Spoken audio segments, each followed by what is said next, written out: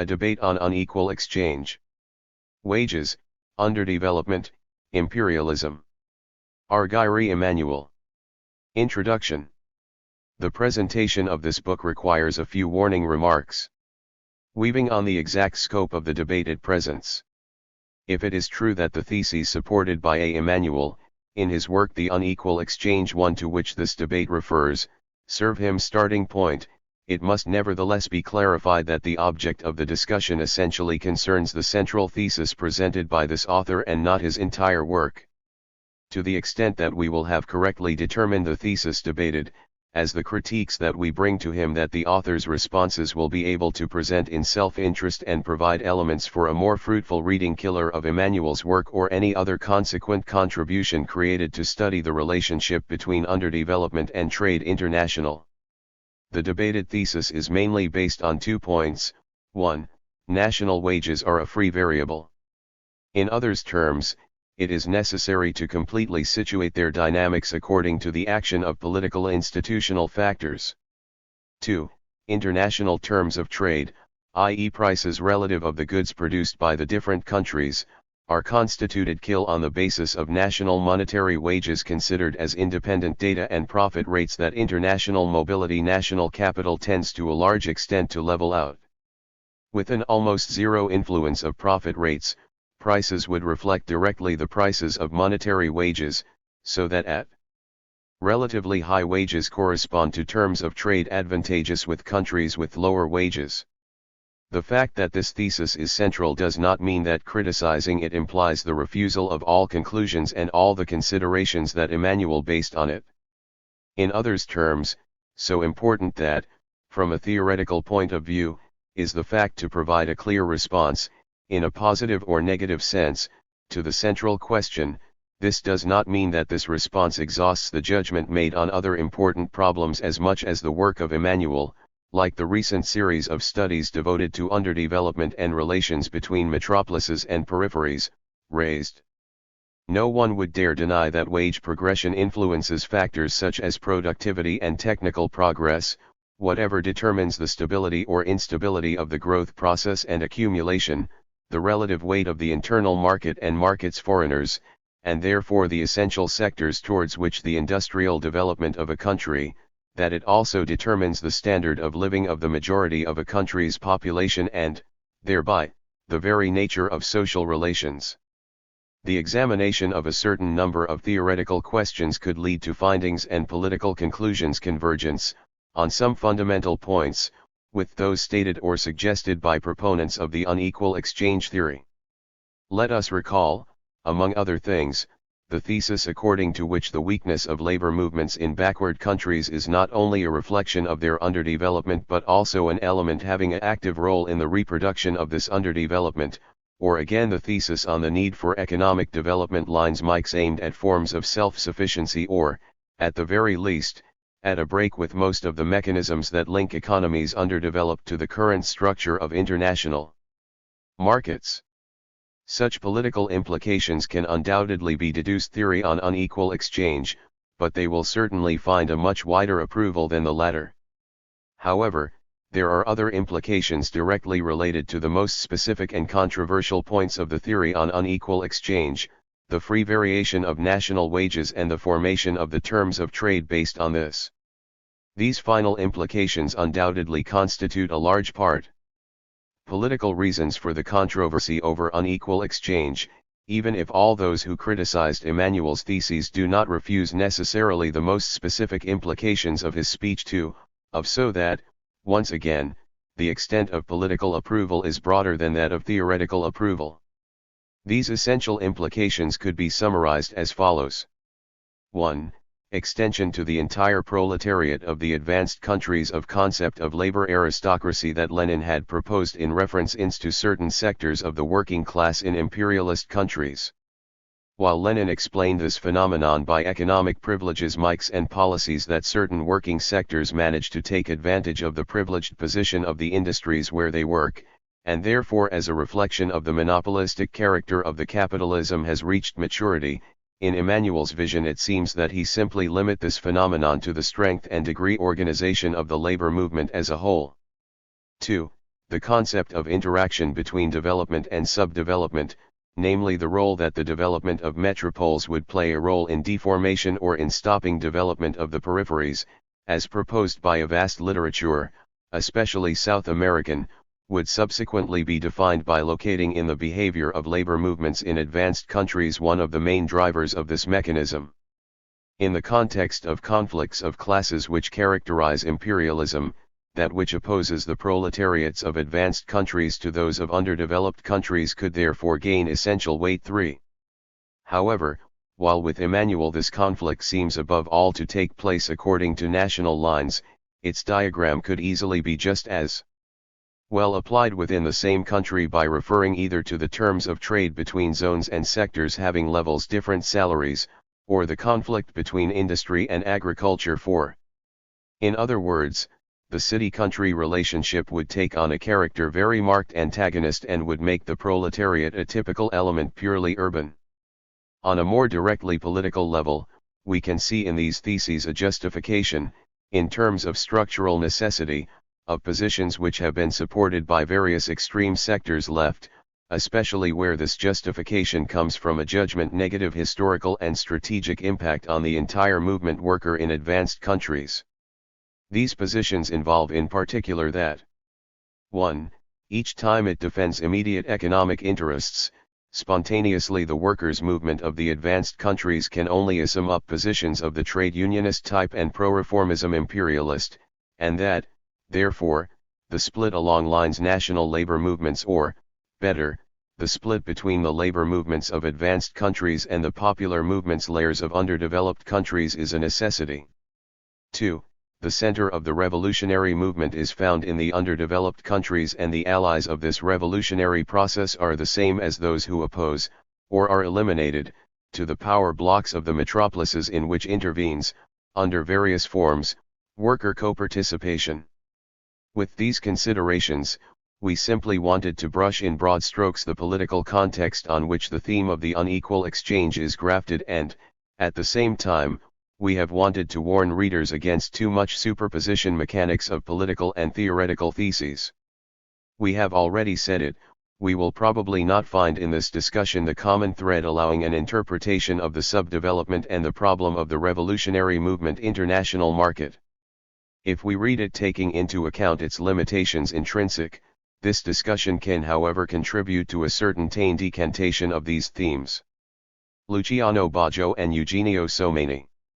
December 1972. Eugenio Someni. Disparities in salary levels between countries. Criticism of the thesis by A Emmanuel. Emmanuel's theses on unequal exchange can, for us, it seems, to be brought back, not without taking a certain freedom, to the following 4 points. 1. Wages are the independent variable of a system economic of the type stated by the classical economists and by Marx. 2. The salary levels of each country are independent from each other and reflect institutional and socio-political factors. Takes *1 2. 3. Differences between salary levels, which arise from these independent movements, are justified in themselves as they lead to price variations that go in the same direction and therefore transfers of value from countries where wages have decreased towards those where they increased. It is precisely in this mechanism of transfer of value that resides unequal exchange, for, underdeveloped countries can do little to modify this mechanism as long that they remain inserted in the context of the global capital market. To support this thesis, Emmanuel used a series of our very rich argumentations. Although they are sometimes interesting, it does not seem to us that, in general, they lead to a rigorous formulation of the relationships between fundamental variables mental, nor to a convincing explanation of what determines wage inequalities, and therefore variations in the terms of trade, nor to a coherent critique of the theories that Emmanuel refutes. In the pages that follow, we will attempt to fill in some of these gaps, because we believe that the exchange thesis unequal has a certain validity, even if, in the field of theories of underdevelopment, it does not occupy the place of choice that Emmanuel and his supporters would like to confer on him. In fact, Emmanuel seems to want to suggest that ultimately unequal exchange is the central note of underdevelopment. The economic consequence, major cause of the delay, would be low wages which, through the transfer of value which takes place in the exchange with the richest countries whose salaries are high, would tend to reproduce the delay according to a circular movement. Before directly confronting the problem of exchange uneven, we would like to clarify the basic theoretical hypotheses to which we will refer. Reflection on the problems of international exchange has generally been dominated by categories specific to theories marginalists. In general, in the analysis of concrete problems such, for example, as that of the deterioration of the terms of trade underdeveloped countries compared to advanced countries, we have content to use categories specific to the theory of balance partial, without going much further. That, in particular, concerning the lack of elasticity, in relation to prices and income, of demand in primary products in which underdeveloped countries have gradually specialized, and the presence of elements of monopoly and monopsony in international markets. These circumstances certainly have their importance. However, if we want to go beyond the simple explanation of the development of a certain market at a given moment, we must state at the same time all the circumstances having their importance in price determination. Obviously, this can only be done by having recourse to a theory which takes into account all the interdependencies existing in the economic system. Two groups theories can satisfy this condition: marginal theories nitties on general equilibrium and theories on value and distribution based on surplus, and successively formulated by Ricardo, Marx, and Sraffa. The marginality theory of general economic equilibrium, and more particularly its application to international trade, is, in our opinion, unacceptable both because it lacks coherence internal logic only because it succeeds, particularly in what concerns international relations, general forecasts which are in flagrant contradiction with reality too. We do not intend to engage in criticism. Precise and detailed marginalist theories on trade international, because a criticism of this kind concerning the classic case the nature of a closed system has already been formulated. 3. Such criticism can also be applied to the case of an international system including different open national systems. We content ourselves. Let us simply try to draw some conclusions from these criticisms. Particularly important for the problems of intertrade national. Let us recall that marginalist theories on international prices, the following fundamental points are included. 1.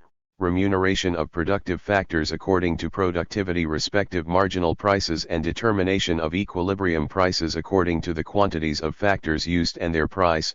2. Spontaneous tendency towards full employment of productive factors. 3.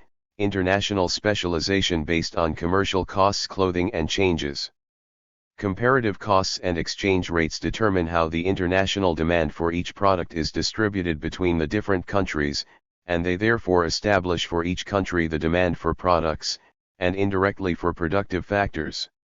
This set of conditions, together with those which determine the supply of factors in the different countries, should lead to an equilibrium position in the international price system, or rather to a system of prices and exchange rates likely to balance balances of payments.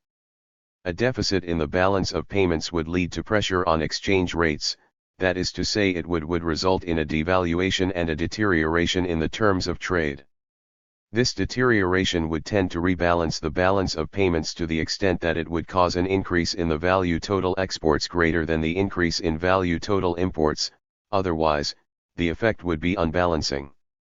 The nature of this effect depends on the combined elasticity of exports and imports tations in relation to their price. In this elasticity there is a level critical above which the effect is balancing, and below which, inverment, the deterioration of the terms of trade causes a further deterioration of the balance of payments. Given that the elasticities of export and import demands are not constant throughout the curve of variations of price, it is possible for the elasticity to oscillate above and below from the critical point, alternating the moments when it has effects balancing with those where it has unbalancing effects. What means, in practice, that it is possible for levels to exist different equilibrium in the terms of trade. This possibility, which we cannot rule out even if we accept the hypotheses of marginalist systems, constitutes a breach in these systems. This introduces on the demand side an element significant indeterminacy in the marginalist system, and it tends to mean that distribution and relative prices may vary depending on circumstances different from those to which normally see the constructions of marginalist economists. Marginalist systems cannot escape this difficulty that assuming that the combined elasticity of exports and imports is always able to guarantee the existence of an only balanced solution. However, even this hypothesis can no longer be of any relief if the hypotheses indicated in 1 and 2 prove to be unsupportable, if we demonstrate, as the cited authors have done, that it is impossible to define the functions of marginal productivity and that it is impossible to suppose that there is a spontaneous tendency to full employment of factors. This immediately leads, and this independently of the elasticity of the demand functions, the possibility of different equilibrium systems for the terms of trade and for the different forms of distribution. These conclusions are of some importance because they introduce new variables in the determination of the distribution and international prices, and because they deprive the prices of a competitive market of their function of indicators for a given system of relative shortages. That because none of the initial data of the distribution problem scarce resources between alternate uses cannot be defined before knowing the prices of goods and factors which should well on the contrary be the solution to the problem. These marginalist theses had ideological implications obvious, because they conferred a semblance of necessity and rationality to the equilibria of a hypothetical competitive market, in justifying the function of the market and the company, from the first in to the extent that it can provide the necessary data and conditions to rational decisions, of the second as the subject of these decisions for. Theories on the surplus, on the other hand, do not have the implications ideological apologetic cations of marginalist theories, and they do not imply the existence of a unique equilibrium configuration for all sizes of the economic system. These simply formulate the relationships that define interdependence different quantities, and they consider that the system of prices and distribution cannot be solved that when we have defined exogenously the behavior meant of at least one of the elements of the distribution ********5. The fundamental characteristics of the interdependence between the variables are as follows: 1. Inverse relationship between wage rate and profit rate. 2. Limits of the variability of the elements of the distribution determined by the dimensions of the surplus. 6. As we know, for classical economists, the variable independent, determined exogenously, was constituted by the wages whose amount was defined by the subsistence level, while the profits were a mere residue. One might think that a theory like that of exchange uneven, which revolves around variability over time and in space, wages, are very far from the hypotheses of economics classicists who took wages as a given. In reality, the position of the latter on the problem of the level of salaries was much less rigid than one would think. They did not do not know that the hypothesis of a given and fixed salary can be extended beyond a certain spatial and temporal arc. In this regard, the position of Marx is particularly explicit, as shown by this famous passage from Capital: the labor force therefore contains, from the point of view of value, a moral and historical element. But, for a given country and time, the measure of the means of subsistence resistance is also given. 7. When Marx wrote these words, what was important to him to emphasize? It was the important rigidity and the great power of determination wages in a given situation. However, if we modify the angle of view, that is to say if we take as a reference point a different spatio-temporal arc, different countries and different periods, the same proposition contains a forceful assertion as for the variabilities of the value of labor power. This is confirmed in chapter XXII, National Differences of Wages, in the first book of Capital. By comparing the wage rates in different nations, it is first necessary to take into account of the circumstances on which depends, in each of them, the value, either absolute or relative, of labor power, such as the extent of ordinary needs, the prices of subsistence, the average size of working families, the education costs of the worker value, the role played by the work of women and children, finally productivity, duration, and intensity of work. 8. The problem of distribution at the level international. The central question of the whole theme on exchange unequal arises from the existence of salary inequalities between different countries. It is to this phenomenon that we must find, in one way or on the other, a justification, by putting forward hypotheses which would explain the existence, dimensions, and dynamics. Without what, any speech on the relationship between wages and prices relative would become a simple formal exercise. Emma's thesis concerning the formation of salary inequalities seems to us particularly unsatisfactory. It seems to us that these theses can be simply summarized in these terms: inequalities wages are only the result of autonomous dynamics of different national salaries, dynamics that it simply brings to institutional and socio-political circumstances. What obviously means that he believes that the progression of wages in each country is completely independent of the progression wages in all others, insofar as it is obvious that the institutional factors considered important are defined independently from country to country, and possible interdependencies that exist in this area between the different countries cannot, in general, be formulated in precise terms, i.e. said in terms that allow them to be inserted into a system of economic relations. The only form of interdependence that Emmanuel seems to accept between the salary progressions of the different countries is that constituted by the transfer of value linked to the inequality of exchange, transfer which he seems to consider as the fundamental cause of backwardness of underdeveloped countries, and perhaps also of enrichment meant of advanced countries. On the other hand, we believe that some circumstances, mainly linked to the degree of development technology of different countries and economic policies, make it possible to identify forms interdependence between the salary levels of different countries, and that it is especially in this direction that the theory of distribution at the international level can progress. We will address the problem of interdependencies between salary levels of different countries taking into consideration two cases: a. Technological inequalities between countries which do not may have any industry in common; b. Technological inequalities between countries that have an industry in common. These two cases will be considered first within the framework of an interregional context, where we have a single currency and where we do not encounter no balance of payments problem, then, subsequently, in an international context, with currencies different and with possibilities of exchange rate variations in depending on balance of payments requirements. A. Technological differences and wage inequalities. Without deep inequality in the degree of development technology of different countries, wage inequalities wouldn't even exist.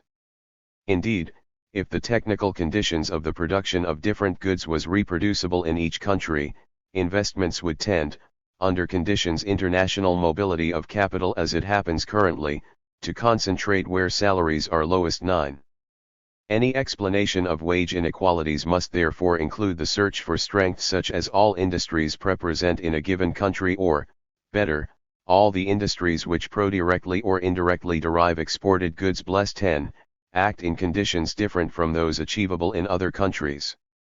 This diversity will come either from the fact that this country, for whatever reason, enjoys a monopoly on the production of goods it exports, or because it uses techniques different from those used in other countries for produce similar goods. 11. Knowing these conditions, we can move on to the definition of a first typical case, that of two or more countries which have not and cannot have in common any industry producing exportable goods.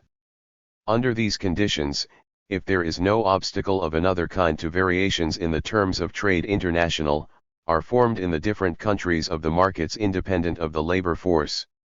This separation of markets causes the formation of inequalities between national wages, but it does not provide us with any information enabling us to establish which countries will benefit from such an opportunity and what will be the extent of the inequalities. In other words, all national wage levels would be indeterminate. The first question could be answered by taking into account consideration of the important factors that maintain a level particularly low wages in underdeveloped countries, such way that the autonomy of national markets from the force of work could only manifest itself by an increase in wages in more advanced countries. These factors are due to the existence, in underdeveloped countries, pre-capitalist productive sectors having an extremely low level of technology and labor productivity. These sectors, thanks to the vast reserves of unemployment and underemployment they contain, strongly condition important areas of the labor market. We would thus have a clear dichotomy between rigid labor markets, where wages is heated to the income level of pre-capitalist sectors, and markets of the labor force where wages can increase freely. We would have little to say, in the conditions we have considered, regarding the dimension of wage inequality, even as about the relative levels of wages in the different rents non-underdeveloped countries. Under these conditions, the mechanism of unequal exchange could be described thus. Wages of workers in an industry can increase to the extent that there is a general trend towards an increase in wages in all industries in the same country. Such a condition is only achievable in advanced countries. The capitalists of this industry, like all others, will have to grant these salary increases or abandon their sectors productive. Since these cannot be transferred to one foreigner, this very circumstance will, however, allow them to pass on the salary increases granted to prices without fear, however, competition from foreign producers. The prices of products from advanced countries would therefore experience, thanks to the dynamic wages, an upward push that could not happen very difficult for products from underdeveloped countries and hence an unfavorable evolution of the terms of trade for these last. This would basically be the ideal case of determining exogenous nation of wage inequality. So that a free dynamic of wages can be determined nationals, it is not enough, however, that there be an absence of competition between producers from different countries. It is also necessary that there is no obstacle to the variability of the terms of trade which arise from independent movements of wages. A situation of this kind is inconceivable in the context of trade between national states having their own currency whose value, by compared to other currencies, depends on variations in the balance payments. This situation can only be encountered in a context of interregional exchange, that is to say within a zone single monetary system where no balance of pay problem arises. Mens 13. We can therefore conclude that national markets' autonomous labor force can only exist in the framework of a rigid technological separation between different countries and interregional trade. We will try to fill, by proceeding by approximations successive, the feeling of indeterminacy left in the page's previous studies on the dimensions of wage inequalities. Let's start by assuming that some of the goods produced in several countries can also be produced in others, however using different technological processes rents, and therefore no country is completely specialized in productions of which it would hold an absolute monopoly. In general, the country which has higher salaries will also have to have of superior production technologies 14 for each of the goods that it produces in competition, actual or potential, with countries having lower wages. To make things clearer, let's assume two hypotheses. In the first case, by reducing, for simplicity, our international system with only two countries, one country will enjoy superior technologies to the other for all its industries.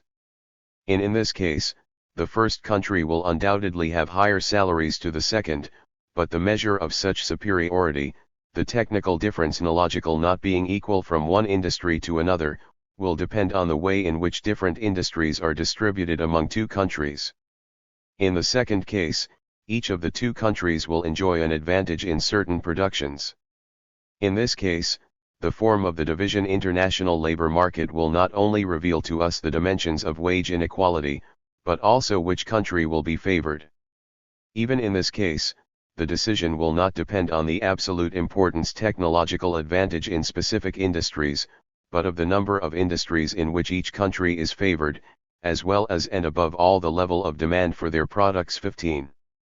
The distribution of industries between different countries, if different technical conditions are given, depends on the composition. 14. We will assume that for each industry the technological gap is fairly clear and that a given process is superior for any level of the rate of profit and for any system of relative prices of the means of production. 15. In certain productive sectors, underdeveloped countries enjoy a huge advantage over advanced countries.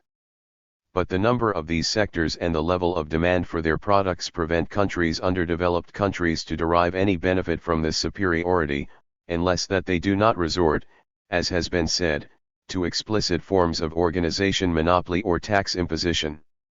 So while the country's wages superiors must enjoy a technological advantage in all its industries, the low-wage countries are not necessarily inferior in each of the areas where he specializes. Situation and level of international demand. Each country will have tendency to specialize above all in industries where it enjoys of greater advantage. If the demand for particular products advantaged absorbs a sufficient share of the labor force of the most advanced country, the level of salaries will be rather high. If on the other hand the country must also devote itself to the production of less advantaged goods, he will have to be content with levels increasingly low wages. In the two cases considered, what will be decisive is the determination of the border industry, that is to say that which the country more evolved could lose or acquire first, to the extent that there would be an increase or an increase respectively reduction in its salaries compared to those of the most developing country delay. The magnitude and direction of wage inequality will exclusively comply with the technical conditions in force in this industry, while the technical conditions of other industries will not matter. Thus a change that we notice would be in frontier industries, or in nearby industries likely to become frontier industries, will generate a change in wage inequalities, while a change analogous in other industries will probably generate variations in the general level of wages and profits, but will not know direct effects on wage inequalities. Let us first assume, for ease of presentation, that industries border are common to both countries and that the determination of these industries constitutes exogenous data. We will be able to note that, in this case, wage inequality is determined as in its direction and in its importance. Let's take as a point starting with a particularly simplified example and consider the production of three exportable goods, A, B, C, produced in two countries, North, N, and South, S16. Suppose that country N produces commodity A and commodity C and that country S produces the commodity B and, 2, the market item C, however using a different technique and less evolved than that of N. Let us also suppose that the three goods form a complete and closed system, namely that for produce each of them are used, as means of production, this very commodity and the two others. Let's borrow in Srafa technical equations of production. We will then obtain a system of this type 17.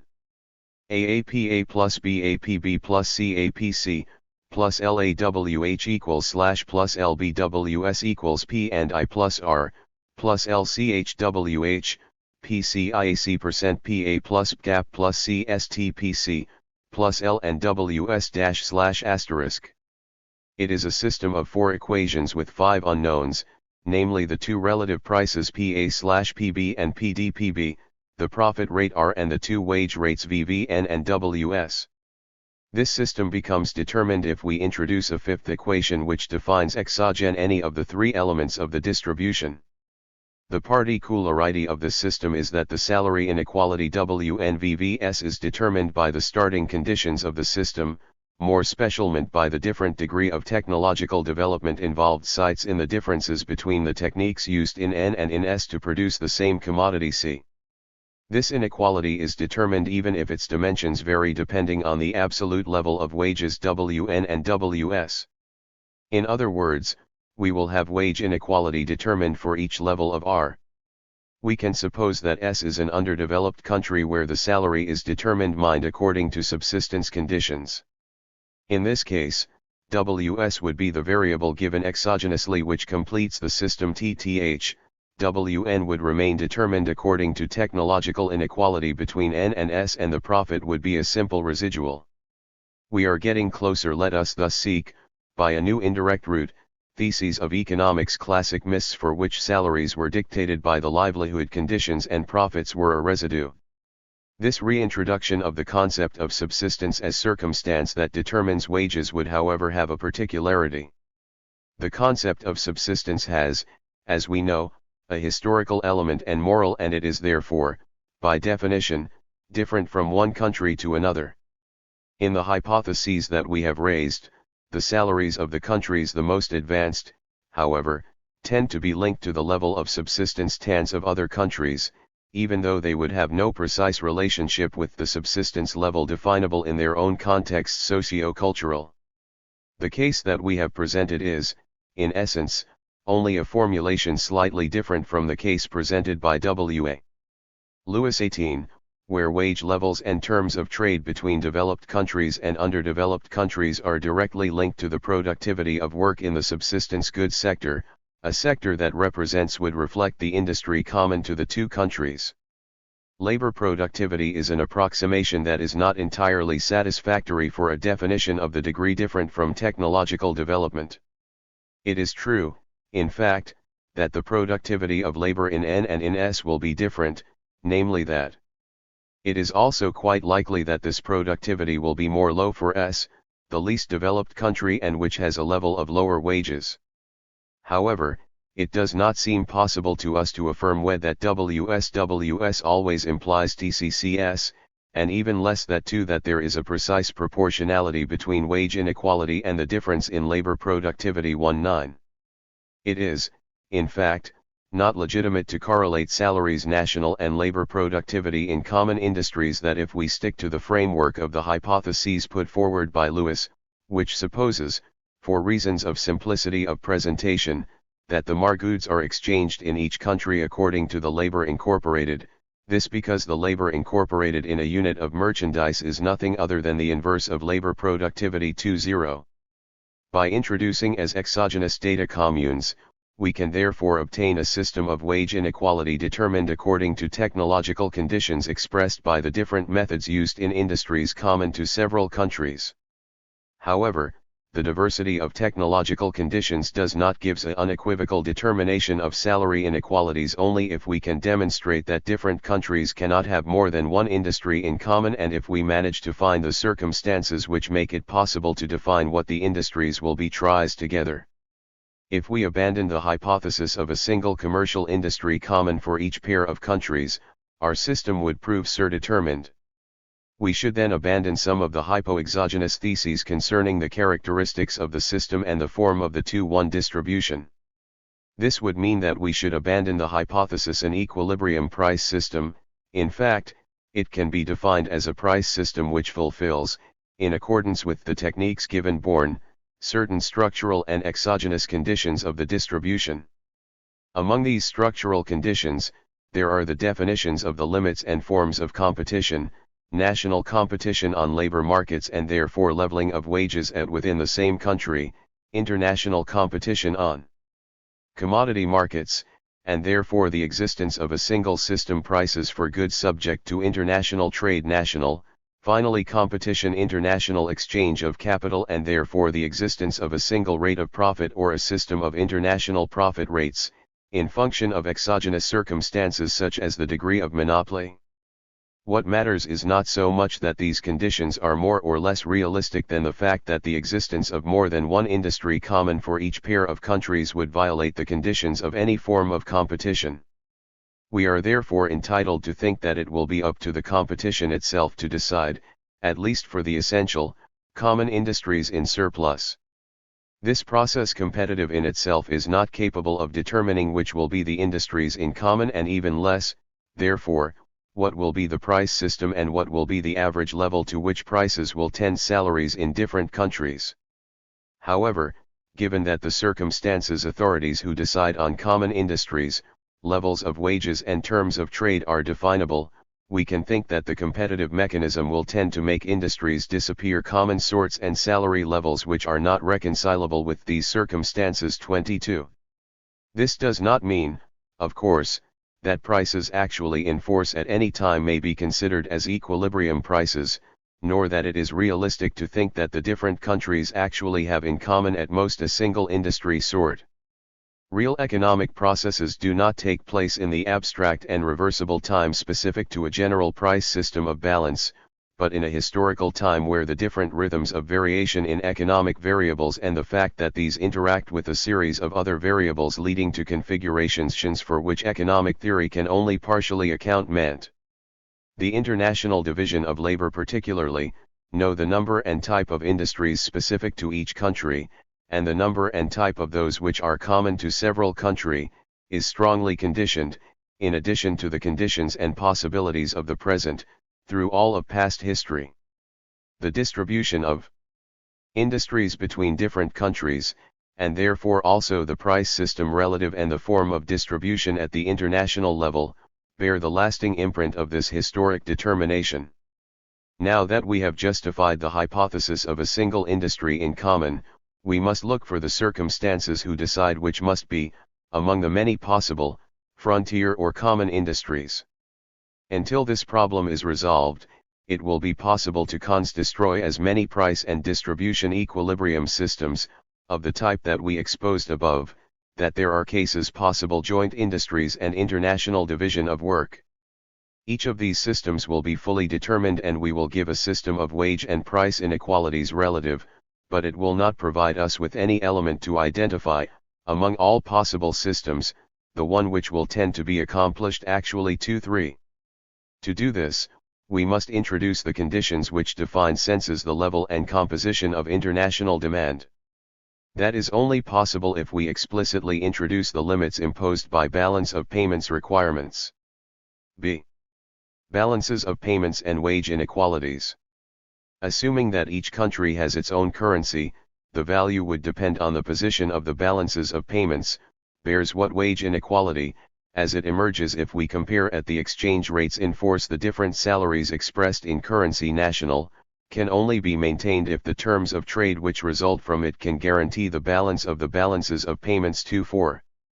If at any moment, thanks to a competitive system, there existed a single set of terms of trade capable of guaranteeing this equilibrium, all the magnitudes of the price system and distribution would be determined according to this condition of equifree 25.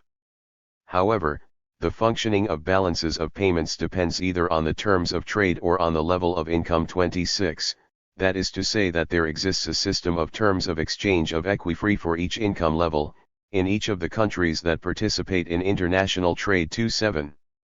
In general, and on par with the other conditions, the level of the income of a given country, the terms of trade and the salary levels compatible with the balance of its balance of payments will be all the higher as the level of income of the other countries will be high. On the other hand, given the level of income of other countries, these will be all the higher than the level income in the country in question will be low 2-8. But if, in addition, the level of income and the shape of the distribution refer to exogenous circumstances, we will have to say just as much of the composition of demand for any income level. The elasticity of demand functions for imported and exported goods cannot be considered as data only in relation to a certain form of the distribution and at a certain level of income 29.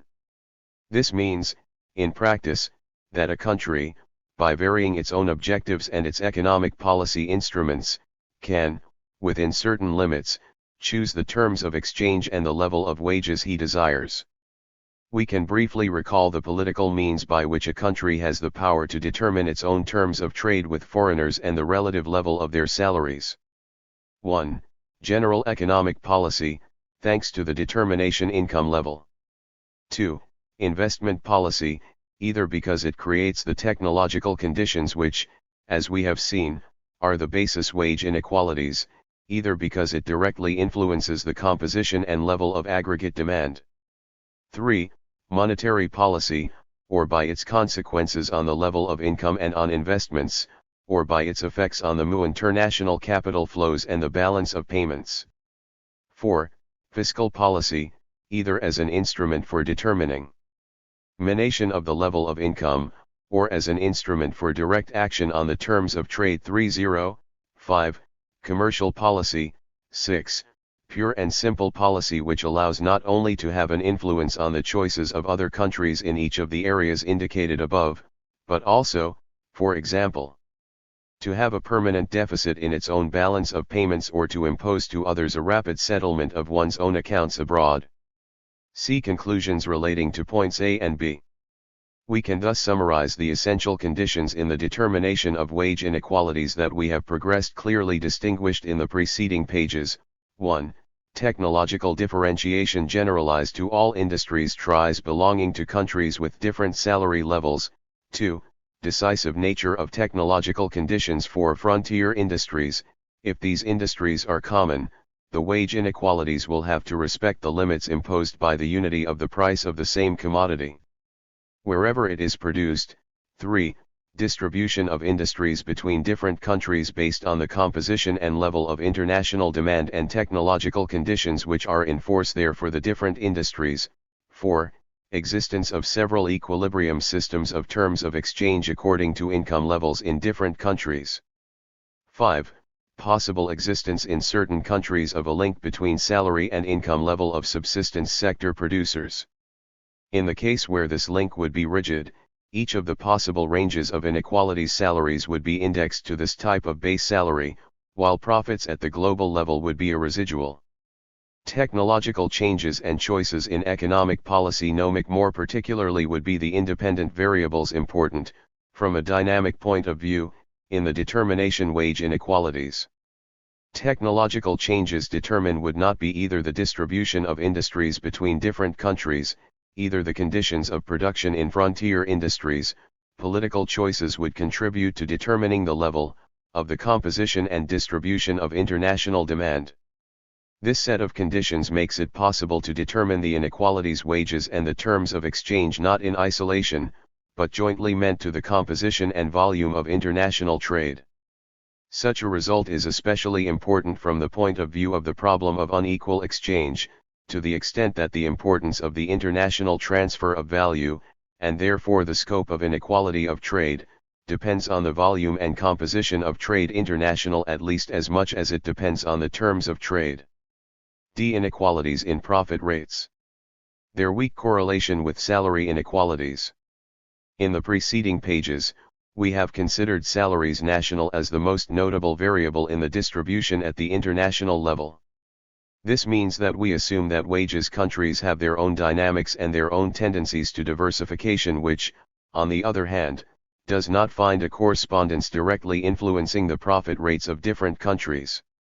While we recognize that there is a general correlation rule between salaries and profits, we believe that this correlation does not always exist between the wages of a certain country and the profit rates of industries located in this country. In other words, we believe that, while that salaries diversify along national lines, profits must be diversified essentially along lines different, independently meant of how these industries and businesses are distributed between different countries. 3.1. We also believe that there is no precise correlation between the way in which the levels vary relative wages and that in which the relative levels of wages vary profit rate. Above all, this hypothesis has an empirical justification less partial. 3.2.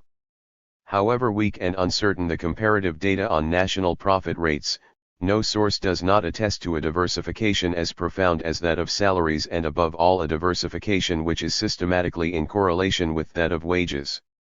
This allows us to exclude the possibility either that the circumstances which lower wages in a country tend to also lower profits, i.e. low wages in certain countries translate always and systematically meant in higher profits for these same countries. 33.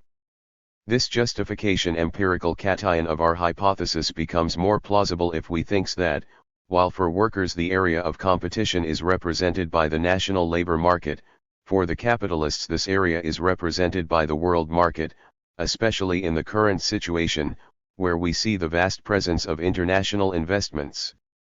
The limits of competition between capitalists do not generally coincide with the borders national, but rather with the barriers erected during entry new competitors in new industries, namely costs and the combined elements of uncertainty that a potential competitor must face to enter a certain market. In the investment decisions, entry costs in various sectors are confronted with the profit rates that can be obtained in these sectors, so investment will tend to go where a maximum rate of profit net of entry costs is expected. There will therefore naturally be a tendency to create a system of rates profit differentiated according to entry costs, through a process where all variables are compared internationally. This in the extent to which potential competitors for an industry located in a given country are represented by investors from several countries and not just the country where the industry is located, and to the extent where investment opportunities for international investors are represented by the industries of all countries open to foreign investment. The fact that wage inequalities and inequalities in profit rates are distributed between the different countries without any systematic correlation already allows us to think that the circumstances actions which modify wage inequalities do not have effects unequivocally predictable on profit rates. This appears perhaps even more obvious if we explicitly consider which type of effect the change in prices can have on profit rates, circumstances to which we have reduced wage inequalities. Consider the case of a technological change in an industry exporter. This change may be accompanied by an increased barriers to entry into the relevant industry. In this case, we will have a relative increase in the rate of profit of this industry, while that with regard to the relative level of wages of the country it does not matter what possible effect will be felt by all workers in country M. All of the above authorizes us, it seems, to consider, at less in the hypothesis of a system of international price equilibrium nationals, the comparative dynamics of wages in the different country as a problem in itself, relatively independent of the profit dynamics. This does not mean that we ignore the fact that we note simultaneously with the dynamics of wages national a dynamic of the rate of profit in general, or of the different rates of profit sectoral. This profit dynamic naturally has consequences both on the price system and on the system of inequalities wages, because it modifies them. However, while we believe it is possible to correlate certain variables and progress of wage inequalities, so that we can, from the start, know what type of effect will have on the seconds a variation of the first, we do not think that the same can be said in this which concerns profits. This apparent separation between the theory of wages and that profits, namely the fact that the differentiations between wages and the differentiations between profits seem to follow their own laws and independent of each other, makes it all the more necessary the reference to the theory of surplus and the inverse relationship between profit average and average salary, which remains, ultimately, the only hinge which relies on the whole theory of distribution. It is appropriate, after having presented our hypotheses on the formation wage inequalities, to explain the repercussions that these inequalities have on equilibrium prices. Emmanuel devoted many pages to this problem, both in the body of the text and in the annexes, without however achieving to a complete presentation of a satisfactory solution. We do not understand why, having to face a spicy knowledge of the relationship between distribution and price, he wanted to revisit the whole theme on the relationship between work values and price of production, which was developed by Ricardo, through Marx, then by many Marxist and non-Marxist economists, in others' terms, why he used, to define a price system, categories like that of surplus value, which belong to the system theme of work values, and why it defined the inequality of exchange as a form of redistribution of surplus value by referring to the unsatisfactory formulation given by Marx of the transformation of values in production prices. What is even more surprising is that he wrote by following an essay on the problem of transformation 35, which concludes the impossibility of establishing a logical continuity between values and prices, conclusion which has destructive consequences for one's own argument, because it means, in fact, that there is no continuity logic between his formulation of the relationship between wages and prices and the system of equilibrium prices which, on the contrary, he would like to construe or. Ultimately, after using many pages to dig a theoretical hole, Emmanuel uses one more 10 to fill this hole, forcing the reader to a painful tour de force which ultimately leaves him exactly on point where he had started from, with, moreover, a great confusion of ideas. Emmanuel illustrated with a few tables 36 the salary relative prices. The tables presented can, it seems to us, be interpreted in two ways: 1. As an application of value transformation in price in the terms in which it was carried out by Marx, namely in as redistribution between different mass commodities of given value and surplus value, unacceptable solution because, as Emmanuel himself claimed held in the appendix, the identity between values and prices cannot be postulated simultaneously for more than one aggregate. 2.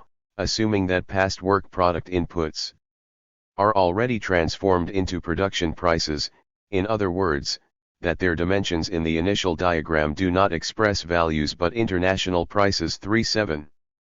In this case, if the production prices of capital goods indicate in the diagrams are independent of the prices of the goods considered, the average profit rate must also be considered as a data independent of the level of salaries paid to producers of these goods. 3.8.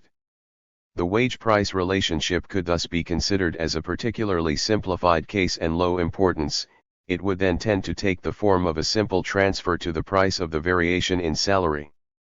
Indeed, if we compare the tables on page 108, rate of surplus value equal, and those on page 110, unequal rate of surplus value gals, we note that the variations in the prices of production for all goods are the same as variations wages, namely, LA law equals 230 190 equals VAVL equals 160 and LBLB equals 110 150 V by IVBJ equals 2060.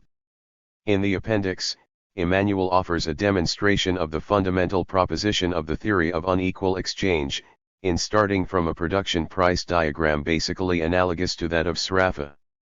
The demonstration of this crucial point is, however, not made only by deduction, it results directly from these equations, without it being necessary to present another series, that any increase in wages, if it is general, will cause the reduction of R and will reduce by the same amount the relative price of A and will increase the relative price from B. If it is local, it will increase the price of the sector where it is observed. This last case is that of the unequal exchange. 3.9. While the first proposition on the effects of a variation of the salary does not have a general value W, the second proposition, which is in our opinion correct, requires an explicit demonstration. It is what we will seek to do subsequently, by borrowing lines which ultimately are identical to those proposed, but which Emmanuel has not followed in this appendix, reasoning uniquely meant in terms of production prices for 1. The case that we will present will be specially simplified, thus that it is suitable for a simple illustration as an example. We assume that national wages vary freely compared to others while the rate of profit remains unchanged. 42. Such a hypothesis would have difficulty finding precedence in reality, but, from a strict logical point of view, it is not conceivable that in the absence of common industries, fiber variability of national wages and a number of exogenous variables in the distribution equal to the number of national salaries. 43. Consider the production of any commodity A. Let us express its price as a sum of value terms, each of them being represented by the quantities of labor used directly or indirectly during the different phases of the production of one unit of this commodity, multiplied by the unit wage paid for these quantities of work and by profit overdue on these quantities of wages for all the period during which the corresponding quantity of work remained invested. 44. We will then have PA equals LAOW plus LALW plus LALW2 plus FLAN / V. It should be noted that the symbols used in this formula and in those which follow are different from those used by Emmanuel. In particular, PA is the price of A. Laui Lali La Tu Lan are the quan work units employed 0, 1, 2, n years before the sale of the merchandise, W is the unit wage, R is the profit rate.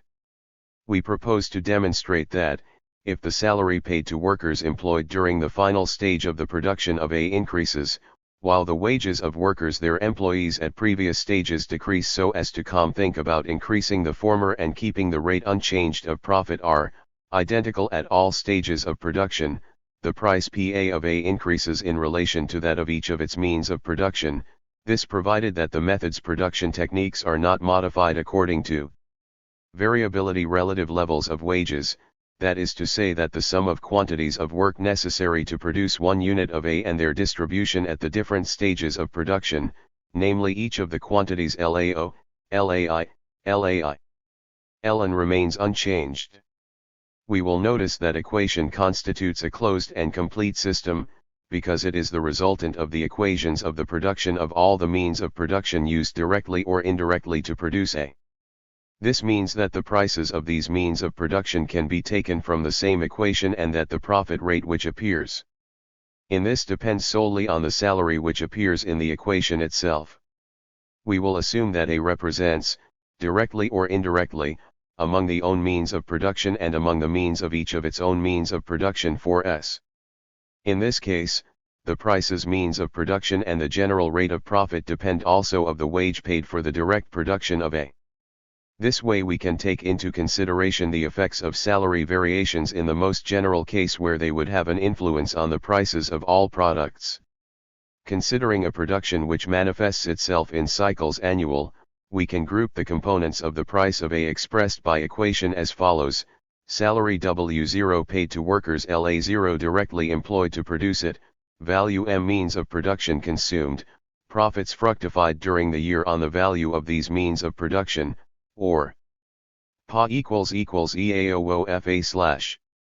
The value of the means of production can be derived from PA thanks to the following formula. M, PA 1 a 0 trademark degree underscore LLWM LIOME XFR, F. F. JLA asterisk WO FC1J. F Lari WM backslash F asterisk R, minus 1. We have distinguished in this new equation the wages VO paid to workers who directly produce wages WM paid to workers who produce the means of production of A, because we assume that WO can be different from WM. As for the term LAK, it corresponds to the reuse of A as its own means of production at K stages before the final production of A itself. Let us now imagine two hypothetical situations I and II. In situation I, we have a single level of wages and a uniform rate of profit R. In situation 2, on the other hand, there is an increase in the level of salaries paid to the producers of A and a reduction in those paid to all. 45 That it is, according to Sraffa's definition, a basic product. 42 Eugenio Someni. The other workers, while the same uniform profit rate R will continue to be maintained. 46. Based on these hypotheses, we can define the value of means of production in these terms. M1 equals WN/F plus WO 120 MUWMN plus WO N particular capitalist sectors 17, with very low productivity and reserves of unemployed or underemployed labor. Wages in these countries are linked to the low level of income in these sectors. First, and foremost, this case is neither exogenous nor embedded Nullian. It is not exogenous since the salaries of the sector's arrears are determined by the low productivity of these sectors and wages in other sectors, by the excess labor supply.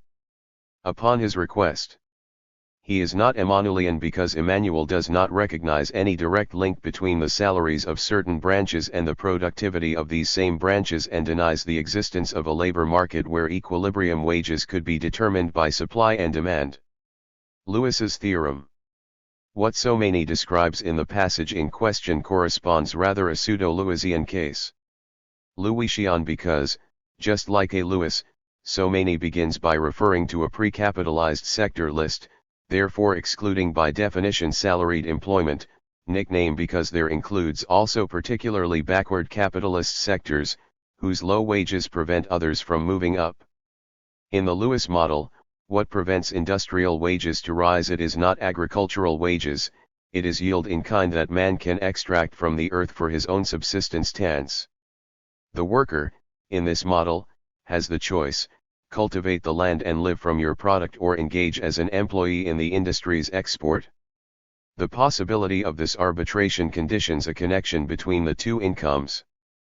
But it is not its anti-Emmanuelian and pseudo-character Lewisian which makes the case described by Someni aberrant.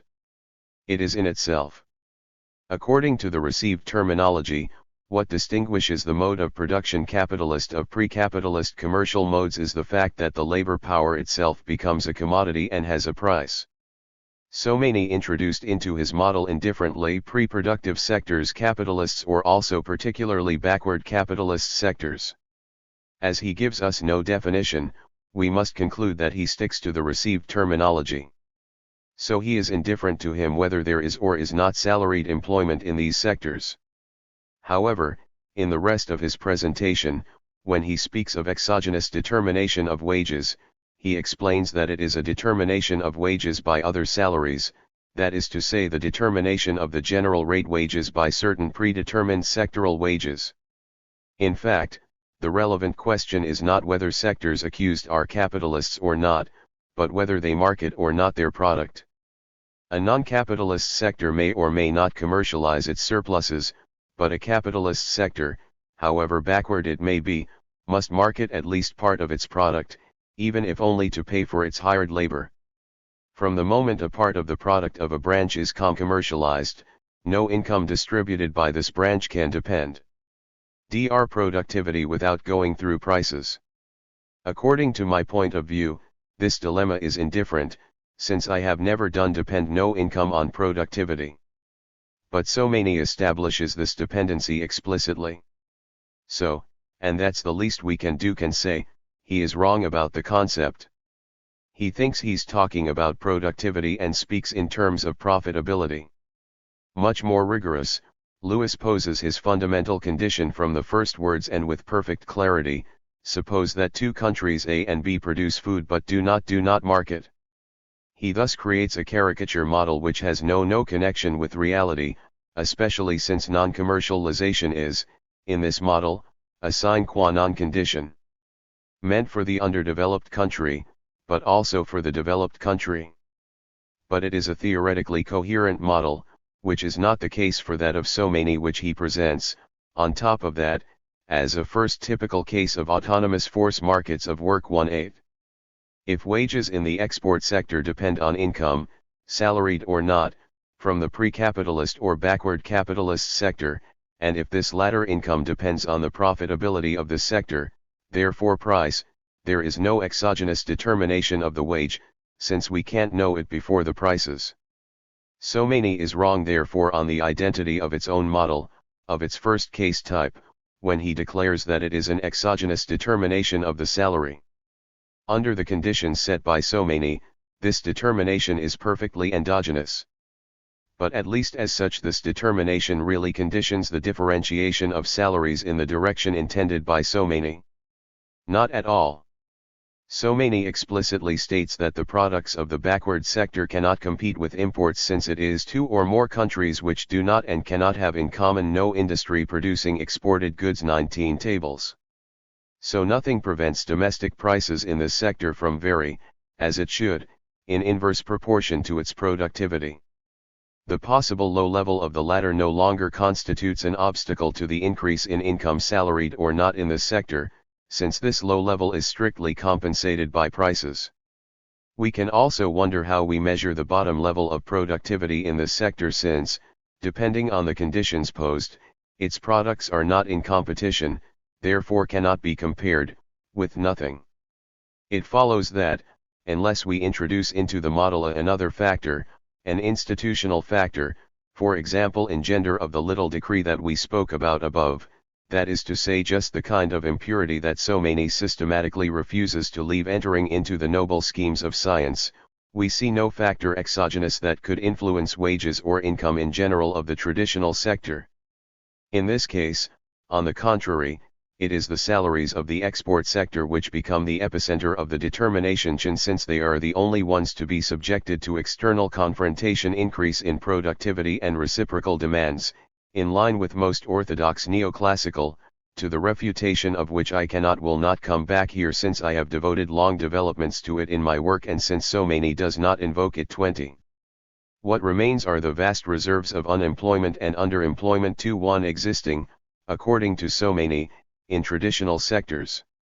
I have always been told that the traditional sector does not begins to have excess arms only from the moment when labor productivity has increased sufficiently for the proceeds from the farmer's work make it possible to feed a greater number of individuals than the members of his family, and that this excess tooth varies as a function of this increase, that, notwithstanding this prerequisite, the traditional man refuses so obstinately lies in selling itself on the modern labor market that capitalism had to use all possible and imaginable means to get their bring, from the most benign and most indirect, such as tax of capitation in cash, accompanied by the junk of milking in the colonies, or the heavy land tax in Japan, to the most violent and the most direct both in the colonies too and in the developed countries' current problems, the most bloodthirsty example of which is offered to us by 18th century England.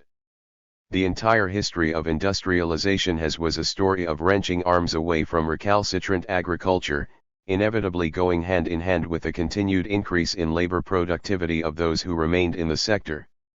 I am now told that men in the traditional sector are rush en masse in front of company hiring counters exports, thus preventing the rise of wages notwithstanding the margins offered by the high productivity of the latter.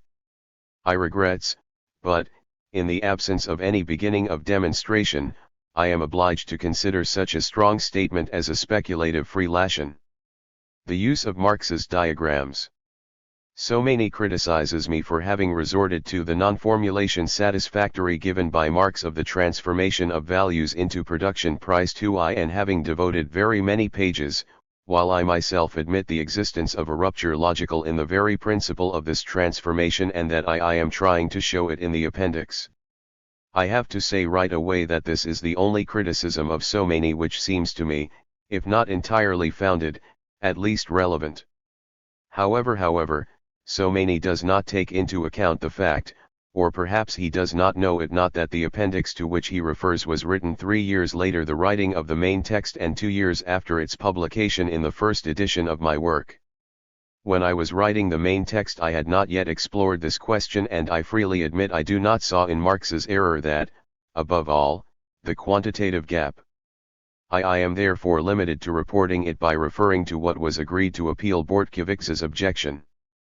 It was by responding to those who criticized me for not having respected the logical subordination of production prices to values that I subsequently studied the question more closely and wrote the article in L'Homme et la Société including the appendix from the Italian edition. This link repeats certain points. As for so many's concrete objections, there are two which are naturally founded. A. If we assume that the sums of constant capital are independent depending on the prices of the outputs of the system, the average profit is not affected by a sectoral variation in wages, the only effect of a such variation is an equivalent intra-sector variation in prices. 24. B. Marx's assertion that I repeat in the appendix in question, namely that a general increase in wages leads an increase in prices for branches with an organic composition below average, a reduction in branch prices organic composition above average and no variation prices of branches with an organic composition equal to the average, is not true in its generality. It is true if all branches producing the ingredients of constant capital are themselves found on the same side of the social average, or if production goods used in the branch considered themselves have the composition organic average of the sector which produces them. Otherwise, there are combinations where the organic composition of the branch considered itself passes to the other side of the social average as a result of the variation of wages, and, consequently, the sign of variation of its price, following the same variation in wages, is no longer that which was deductible a priori. This is something I didn't realize seen at the beginning but which I myself had subsequently already pointed out in the new French edition 2.5. However, this bias is not the specific effect of the fundamental error mental schemata, namely non-simultaneous transformation inputs. It is the effect of simplification which consists of aggregating all branches into 2 or 3 sectors, one of which represents exclusively capital goods, so that no one remains at stake. This does not mean that so many is also right when he invokes the diagrams on pages 108 and 110 of the French edition. This is a simple coincidence. All you have to do is change the numbers so that the profit rate changes also modifies. So for example, country KCV profit production price A 240 50 120 170 25% 60 ZOB 120 50 50 70 170 25% 31 30 LNU 2x0 to 190 plus VSNVK, 100 to 60 U, 130 to 130 plus VBHVB, equals 50 to 60. This is, moreover, what the error of Marx's diagrams consists of, they verify the connection between wages, prices, and profits, while they are constructed as if all branches were non-basic and non-output of one branch constituted input of another branch. Only one organic composition for all capital goods and only one for all workers' consumer goods. He results that, if the organic compositions of the sectors vary by following a general variation in wages, they vary in the same direction and in the same proportion, and no sector can pass from one side of the social average to the other. We would adopt the same simplification in a Sraffa-type system with 2 or 3 equations that we would fall into the same bias. But do these two mathematical inadequacies, more conceptual antinomy, make Marxian schemas unsuitable for the use I made of it and contradict the main text with the appendix? I don't think so. This would be the case if I had used the diagrams to demonstrate something. However, the diagrams do not demonstrate anything, and I took care to declare it formally in the text 2.7. The diagrams are not used only to illustrate a reasoning which seemed obvious to me and does not require so much no mathematical demonstration, namely a certain correspondence of the respective variations of salaries, of the rate of profit and prices. In fact, I had 2 things to do when writing the exchange uneven. 1. Show that, if we take the salary for an XO variable gene and if we admit that profits are subject to equalization, all regional variation in wages leads to variation in direct proportion relative prices of the region considered and a variation due to inverse of the general rate of profit. 2. Justify the realism of these 2 hypotheses. It seems clear to me as to any reader that this is not the first but the second of these tasks which constitutes the part essential to my work. However, diagrams are only useful for the first, and, contrary to what so many says, I do not dedicate to this task only a dozen pages, approximately 28. It does not seem to me that we need to resort to mathematical formulas learned mathematics to demonstrate that, if the salary is exogenous, its increase in one branch must be a burden, even if only partially meant, the relative price of this branch, since this increase is added entirely to the cost of production of this branch, while the possible subsequent reduction in the rate of profit is distributed on the production costs of all branches. The problem is whether or not the wage is exogenous, in other words, if it is the prices, themselves, same determined by demand which determine income, or if it is the distribution of income that determines prices. None model, no more that of Marx than that of Sraffa, can resolve this problem, since in any model it is we who choose the data and unknowns. It must be solved outside of models and pure reason, through empirical and historical considerations. Once the choice of the independent variable is made, the impact of its variations on the variations of other variables, in particular the fact that any variation in the salary of a branch necessarily leads to an inverse variation in the rate of profit generated RAL and a variation of the same sign in the price of the branch considered, seems to me to be based on elementary reasoning, short enough to not needing this shorthand of logic that are analytical mathematics, and clear enough to be illustrated with the Marx's transformation schemes, however lame they may be on the conceptualization plan. Variations in prices and profits based on a sec variation. Toriel, supposedly exogenous, of wages. Somaini does not dispute the validity of these determinations, but he believes that they are not as obvious as I think, and that, consequently, they must be demonstrated by something more than simple reasoning in everyday language or that diagrams of Marx. Fashion in the human sciences is no longer, unfortunately, meant to the economy of means, and Somaini believes himself obliged to demonstrate mathematically the same thing 3.0. But it misses its goal. He demonstrates something that was not asked of him. 29. Moreover, there is indeed a unique solution to the price problem: relative data from a value schema. Just accept the principle of the variation of the rate of surplus value during the process of transformation. This is, essentially, Natalie Moskowska's solution. Evidently, this amounts to repudiating the very postulate of the transformation which is the ultimate determination of prices by values, but, if we do so, All that remains between Marx's schema and that of Moskowska is a divergence quantitative Genki which in no way affects the direction of the variation of the variables endogenous by that of the exogenous variable. What had to be demonstrated was, I repeat, that a variation of salaries located in one of the branches of our system causes a variation as a direct result of the relative prices of this branch and a variation in inverse proportion to the general rate of profit. Somaini demonstrates that a variation in wages located in a branch plus an inverse variation of wages in the other's branches, such that it maintains the invariability of the profit rate, cause a variation as a direct result of the relative price of this branch. As no one has set the condition for the invariability of the rate of profit nor that, even more extravagant, of an inverse variation of wages in other branches, capable of maintaining this invariability of the rate of profit, I do not understand at all the usefulness of these 4 so many math pages. It is possible that I was wrong, that what seems to me intuitively obvious and sufficiently illustrated by the diagrams of Marx is not really, only a demonstration whose rigor is guaranteed by the mathematical form to be necessary. In this case, it is not from Somaini's demonstration that we have need but something like the following. Theorem.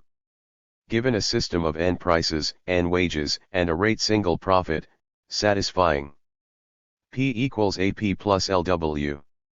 A symbolizing the square input-output matrix whose lines represent a given production process and the columns a given material input, L symbolizing the dia matrix gonal of inputs into living labor, where prices and wages are zero and normalized by taking the price of the market say K as a unit, and where we adopt the simplification Marxian and Sraffian, namely rotation speed equal to unity for all elements of the capital employed, any autonomous variation SW, of the ITH salary leads to a variation of the corresponding price P, and R such that SP8WI0, 8RSW0. Response to Eugenio Somaini 73. Demonstration. Noting B equals A. The prices are given by P equals BLW 0.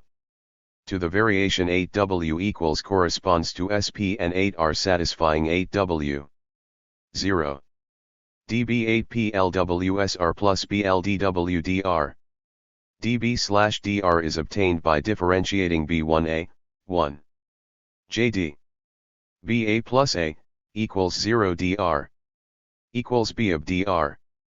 Then gives, SP equals BAFR plus BLSY, or, noting BK the KTH line of B, 8P asterisk equals cap SRF but SY equals 0.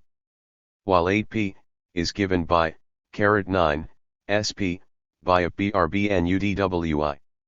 It is assumed that the commodity I enters directly or indirectly meant in the manufacture of K, and that no merchandise is not produced from labor alone. Then shows clearly that the variations 8W, and 8R are of opposite sign, i.e. 74 are A Emmanuel. By eliminating 5W, between and we obtain, LS pi equals APZ archi AFJU. We will show that U equals BTRBK is CE. Key results in ZPSR0 and ends the demonstration. By definition of B, any line Bj of B satisfies Bja, equals Ej. Now consider the matrix A asterisk identical to A except for its ith column which is 0. It is easy to see that U backslash LA asterisk, equals E backslash K. The rate of profit R achievable for A is a fortiori for A asterisk and consequently A, has a non-negative inverse that we will call B. Then gives U equals EKB asterisk K. B asterisk K. Where BK is the KTH line of B and is 0. We therefore have U0. And T finally give SPIB asterisk KAPSR. Drank CQFD31. By reasoning in common language, as Somaini does in this same subject, we can say, the branch in which an increase in wages has taken place will try to record it cut its sales prices in order to maintain its profit rate. 31. The above demonstration was kindly lent to us by Antoine Delarue, project manager at the General Planning Commission. it replaces that of our own which appears in the original text of the Italian edition of this work and which is clumsy, cumbersome, and not rigorous. Response to Eugenio Somani 75. Prior. As salaries are only one of the components of its cost, an increase in its selling price, less than proportional to the increase in the rate of its wages, will be sufficient to obtain this result. All prices, including that of labor power, being expressed in physical quantities of the monetary commodity and wage variations monetary being assumed to be autonomous, if the output in question is a consumer good exclusively, no change in the prices of other countries and the general rate of profit will not ensue. The only consequences of the salary increase monetary in a country, and the resulting increase in the price of this country, will be the increase in the real income of workers in the same country, with, as a counterpart, the drop in real income of workers of all other countries and / or that of the capitalists of the whole world, depending on whether it is of a good for worker, capitalist, or undifferentiated consumption. On the other hand, if the output in question is a means of production, the following process of interaction will be triggered. Countries which use this product as an input will react to its increase as the first did to the increase of their wages. They will raise their selling price to maintain their rate of profit, the impact on the price of the output being each time and for the same reasons as above proportionally less than the increase in the price of the corresponding input. Thus the prices of all goods except one we will see immediately which one will rise parallel but unequally, just enough to maintain the rate of profit invalafable _ that of the branch which suffered the increase in wages maintaining its lead over the others, otherwise the invariance of the rate profit cannot be assured. There is, however, one commodity that does not vanish, for the simple reason that it has no price, since it serves as a standard for price and whose invariance also gives meaning to this increased general price. It is the monetary commodity. Indeed, each time the input-output chain crosses this branch say, gold mines, the process of repercussions is broken since this branch directly produces money, does not sell nothing and therefore cannot reflect anything. This allows the readjustments through equalization of costs to have an end. However, at the end of this first cycle of readjustments, the general balance is still not achieved. The others jerk off. CHES have preserved the profit rate of the status quo ante, while the gold mines had to bear the entire loss since the prices expressed in gold of all their inputs have increased for unchanged physical gold production. This situation is unstable and triggers a second cycle of readjustments, relating to the equalization of profits. The cappy rates leave the gold mines and flock to all other branches, and this in an a priori equal manner, since these other branches have preserved between them the equality of the rate of profit. Prices are doing again, but this time not through the equalization of costs but as a result of the comparison of the relative quantities produced, thus modified by the influx of capital with a structure of demand that no new factor has come to modify.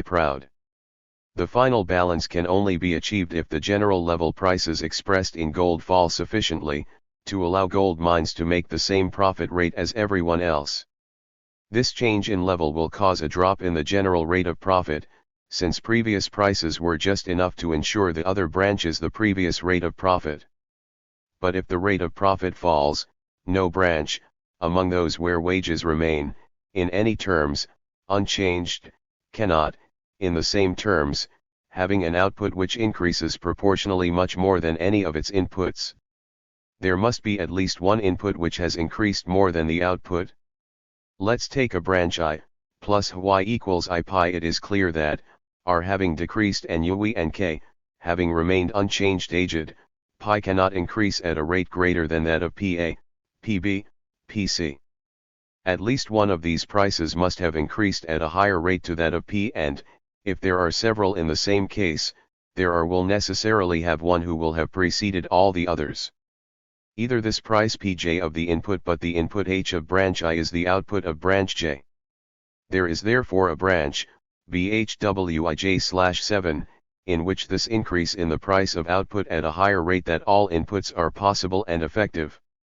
However, he is visible that, taking into account the invariance of K, and the decrease of R, the price P, cannot increase more than PA, PB, PC, only if WT is increasing. In other words, the existence of a branch whose price advances more than the others being necessary and this effect not being possible. 77 Response to Eugenio Someni. Possible only in the sector affected by the increase in wages.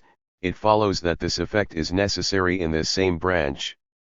So, the price of this branch rising higher than any other price in absolute terms, it follows that this price rises in relative terms compared to any of the others. Hence the necessary improvement in the terms of trade of country producing and exporting this item. But the temporal separation of the two equalizations that costs and profits is only logical. In practice, they are simultaneous and intertwined with each other.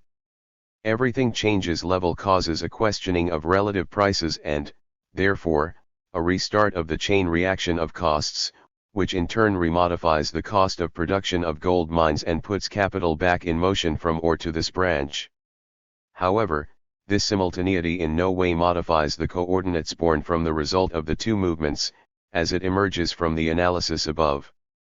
We can therefore conclude that following an autonomous increase wages in a given branch, the price of the product of this branch will rise, both in relative terms compared to others branches that in terms of physical quantity of the merchandise numerary. All other prices will fall in relative terms by compared to that of the branch whose salaries have been increased, and some of these prices may fall even in terms of quantity physical nature of the numerical commodity, the latter decline being, in this case, the only way to ensure the equalization of profits while maintaining their relative deviation from the branch which has started the movement. Finally, the general rate of profit will fall. The opposite will happen in the event of a reduction in wages in a single branch. Operation. In the paragraph devoted to class antagonisms, Someni makes a surprising statement: we could legitimately speak of exploitation only if it could be demonstrated that, if the highest salaries in certain countries were generalized to workers around the world, the profits would represent a negative residue. It is only in this case that we could speak of appropriation of surplus value by the workers of certain country, to the extent that, even in the absence of profits, such salaries could only be paid to them at the expense of others' workers. However, it does not seem to us that anyone among those who spoke of exploitation had the intention of supporting this thesis more precisely and again unless he sought to demonstrate it. 32 No, in fact, no one has attempted this demonstration and, for what concerns me, the idea had never occurred to me that I would have, with so little, could convince so many and all those who think like him. There are questions for which we do not give ourselves no need to take a pencil and paper. We always have had some roughly rounded approximations of a few large aggregates. With this we do a quick mental calculation. If the result is such that no possible error in the approximations can't have overturned it, we don't insist. This mental calculation is here: the total gross domestic product of developed non-communist countries is significantly less than $2,000 billion, that of non-communist underdeveloped countries, significantly lower than 400 billion. By taking a good margin, unfavorable to our thesis, let's round the total of both to 2,500 billion. This gives a national income at factor prices, i.e. the sum of income from work on the one hand, various income from other sources on the other hand, of much less than 2,000 billion, that we can round always in the same direction disfavored rabble at 2,000. The population of the non-communist world rises to approximately 2,500 million ***. The percentage of assets varies from 35 to 41%. By taking, instead of the average, the lower limit, therefore 35%, we have in the capitalist world 875 million workers, whether they are real employees or self-employed workers entitled to a salary.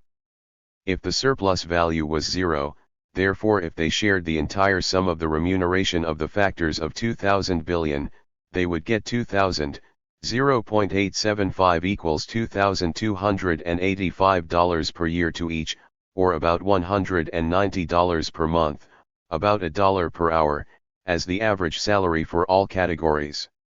However, the salary of unskilled laborer in USA is $3 to $4 the hour, and the average interprofessional salary considerably more high, without counting the Social Security contributions incumbent on the employer, which must be added to the gross salary, since they are included in the national income.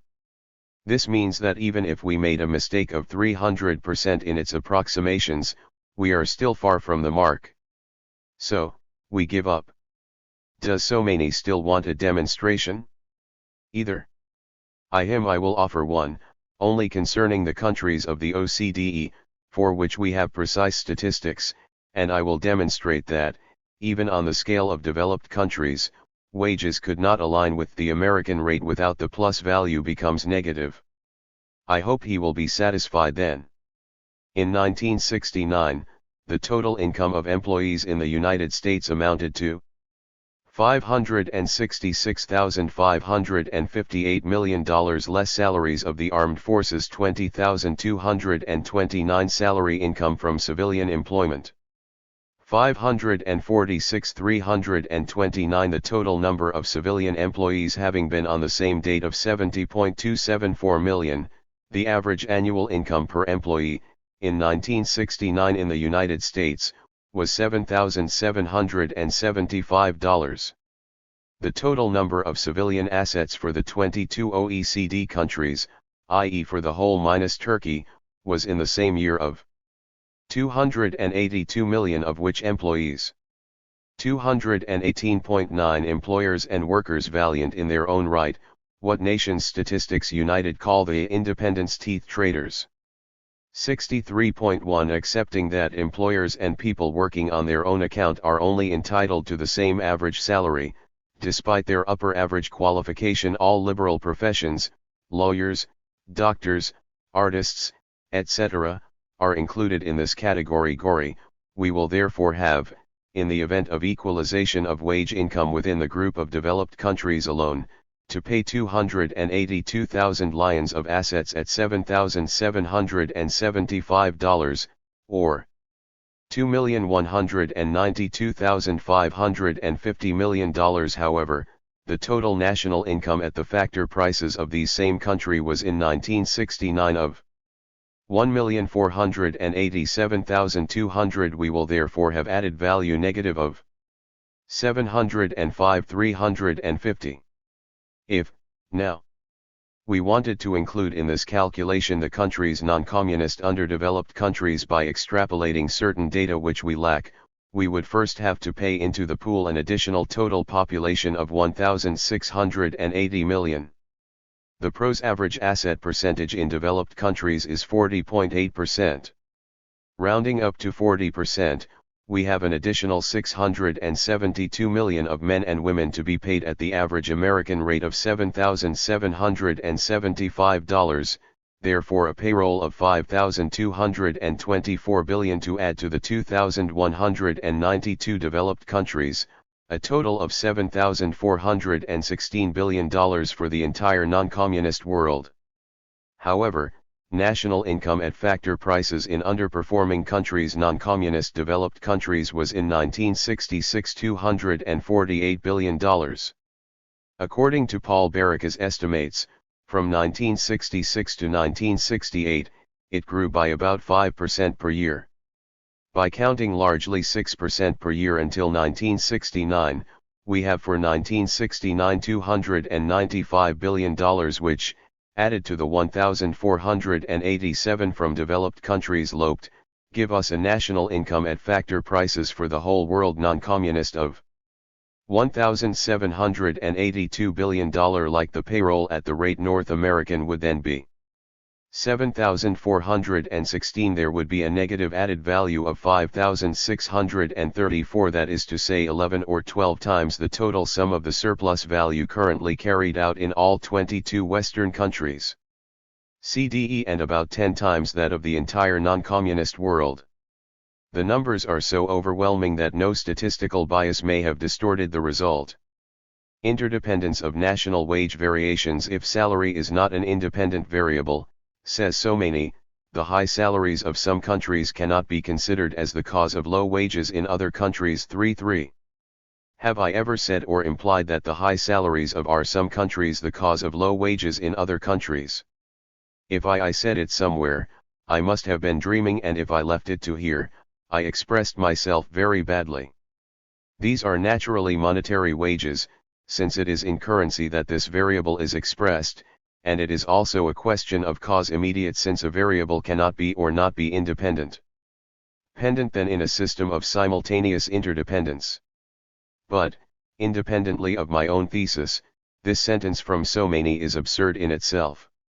If the different national salaries were not independent variables, nothing would prevent logically and a priori that one salary influences another salary. By against, if wages were independent variables, as I claim, it would be excluded by definition that some depend on others, and I would have been guilty of a serious contradiction in stating so meant. So, if Somaini believes that this is my position, it is correct. Says the opposite that he should have said to refute me. By removing the first "ne", his proposition would become relevant in itself. Obviously, it would be no less false for what I concern, since that is not my position. Here is my position. The issue of the balance of power between employees and employers, therefore of the political factor, is not a specified assortment of goods, but a certain quantity of a single good, the commodity numerary. This is the independent variable, and it is so without no contradiction. It is clear, in fact, that monetary wages under developed countries are in no way immediately dependent variations in monetary wages in developed countries. So, a question arises: how, in these conditions, can we say that by obtaining increases in their monetary salary silence the workers of developed countries, exploit them, or participate to the exploitation of workers in underdeveloped countries? This is how lies suppose, to take the example from page 459 of the edition Italian, by modifying it, a system with two branches or two countries, A and B, the two products being both capital goods and goods of consumption, and B being the cash commodity. The country has disposes an initial stock, which therefore also constitutes its capital committed, of 70 AD 35B, and country B of a stock of 20 AF 45B. The country A also has 200 hours of homogeneous work and the country B of 300. The salary is uniform and amounts to 1/40th B of the time. With these means, country A produces 32A, consuming productively 6A F1B, and country B produces 21B, unproductively consuming 16A.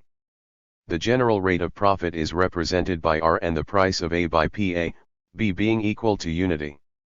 We have two unknowns, R and PA, and the following two equations. 6 Pa plus 1 plus 5 FR equals 32P, 16 Pa plus 7.5 FR equals 21. Solution: PA 0.5 R equals 0.1. Now suppose that the money wage is doubled in A, going from 1/40th B to 1/20th B per hour, while it remains unchanged in B. The equations become: 6 PAF1 plus 10 JR equals 52 Pa 16 PA plus 7.5 FR equals 21. Solution: PA equals 0.614 R equals 0.0641. The price of good A has increased, the general rate of profit has lowered, as it should be. As a result of this modification, the basket of goods of the worker of B will now consist of one of the possible combinations between and, according to the elasticities of demand, while before the salary increase in A the range was from to. The deterioration of the labor situation there of B can be expressed by the following diagram. Real income of worker B. Before the increase in salaries in A. Conclusion: apart from the case where B is the only consumer good of workers of B, their situation has worsened despite the stability of their monetary salary and whatever the rate of elasticities of their demand. Therefore, the increase in income of workers in A was carried out, at least in part, on the backs of workers of B. This short-term antagonism is not visible in the Marxian schemes. Because, wages being expressed in absolute terms, both after and before processing, the relativity of the worker's purchasing power is obscured. This is why in certain passages of my work, I had to show it outside of these patterns. This is another shortcoming of the Marx's diagrams. It follows directly from the invariance of the rate of surplus value through transformation, impossible invariance, as demonstrated by the criticism of the diagrams. This invariance serves my thesis because it creates an ultra-real salary, expressed in hours of work, and the fact that the real income of the worker in a branch is independent of variations in the monetary wage in the other branches. This insufficiency means that the diagrams contradict this point, my own thesis of the existence of antagonistic interests between the working classes of different nations, and I should have to sort out. This is what I already did in the second French edition. That's it? But suppose that in this or that particular case the income reality of workers in underdeveloped countries is not influenced by the increase in wages in developed countries, by example the case where the imported product does not enter, nor directly neither indirectly, in their consumption. Is that in this case at least we could say that the only losers in the underdeveloped countries as a result of rising wages in rich countries are the capitalists? In the immediate future, yes, we can say, in the long term, certainly not. Whatever their opposition against their own capitalists, he is not at all indifferent to workers in poor countries. Then wage increases occurring in foreign countries erode the profit of their own national capitalists, and hence the national surplus cons having in any case a potential for development and future increase in their salaries. No. However determined these workers may be to expropriate their own capitalists, they cannot subscribe to an expropriation which would be carried out for the sole benefit of the working classes from foreign countries. The case of an ultranominal monetary wage. In the preceding analysis, the basic hypothesis is a monmetallic or convertible deck, as it generally existed in the capitalist world to this day. But what will happen in a system of inconvertible currencies like the one which is about to settle down since the disconnection of the free market gold in London in March 1968, and especially since the embargo on gold decreed by the United States in August 1971? In such a system, all monetary prices, including that of labor power, become absolutely nominal prices, without any connection with any commodity in the system. It follows that money, becoming a simple denomination, fornits itself a scale of reduction and consequently generates absolute prices for all goods. In this case, we already have, with prices, two unknowns in the model above, PA and PB, which means that R becomes available for use as an independent variable. It must be, because without it our system would become indeterminate. This implies that, in a situation absolutely inconvertible currency and prices and wages nominal, capitalists can, on a given monetary wage add any profit rate and pass it on prices. However, this is only possible up to a certain limit. This limit corresponds to the point where nominal wages become infinitesimally small compared to the prices of goods. In the numerical example above, this limit is located between 19.2% and 19.3%. At 19.2%, PA equals 57.637 and PB equals 92.658. At that time, with a payroll of 12.5, the workers did not receive more than a small fraction of the unit of one or the other merchandise. At 19.3%, PA becomes negative, which shows that it is an impossible rate of profit, that is to say exceeding the point where all the income flows to the capitalists. The above provides, in my opinion, the key to the explanation of the current situation of widespread, unprecedented inconvertibility in the history of capitalism. It is a situation which is characterized by a new type of inflation, which we could call equilibrium, because it is independent of the economic cycle and because that, to a certain degree, it even possesses a balanced force branch of the system. In this situation, entrepreneurs can quietly count, day after day, the increases salaries and add to them, just as automatically and in some way institutional, their profit margin pre-established, as if it were not a question of income distribution and despite of all the pure theories of economists. However, this is of a subject that I cannot develop further within the framework of this presentation. Development and social classes. To tell the truth, one could hardly maintain that the aim of economic policies of advanced countries must always grant the maximum possible salary increase compared to others. Country M. I am not sure that this proposal from so many concerns in any way my own position. To the extent that she concerns, I hasten to reformulate what has already been said in many developments in my work. When we look for the goals of advanced countries, we must first distinguish the capitalists as natural persons or morals taken separately from capitalists as classes and states. Taken individually, the capitalists are simply not interested not in the terms of the exchange, except to the extent that it concerns a reduction in the price of subsistence which could lead to a reduction or freezing of salaries. But increase wages to obtain an improvement in the terms of trade and, then, regain only part of this increase or moderate one future increase in wages. This would not be an aberration, but a simple story of madmen, of which no capitalist, so little developed intellectually limped as he may be, he is not capable. As for the economic development of their country which would result from an increase in wages, capitalists not only have nothing to gain, but have everything to lose in the future tour. I invite so many to think for a moment about the phenomena of development and underdevelopment in human terms, that is to say, to ask the question, who, in a developed country, is developed and who, in an underdeveloped country, is underdeveloped? Who has a life expectancy of 65 years at birth instead of 35, which is 100% literate instead of 15 or 10%, which has a doctor for 700 inhabitants instead of one for 30,000, which eat butcher meat every day instead of once per year or not at all, who can put their child in a creche or in a preschool instead of letting him run barefoot in the dirt, etc. Then he will see something that perhaps escaped so far. The only stakeholder in the affair of economic and social development is the working class. It is it and only it which develops or which remains underdeveloped. The bourgeoisie is developed, wherever it is. Transport yourself to an unknown capital of an unknown country naked. If you don't go and visit its working class suburbs, you won't be able to not say if you are in a developed or underdeveloped country. Or rather, if you might be able to tell, even while staying in the zone bourgeois. Because, if it is an underdeveloped country, this area is much more opulent and sometimes much cleaner, its large much more pleasant walks, its beautiful residential areas suddenly more beautiful than all the similar places we know sounds in our developed countries.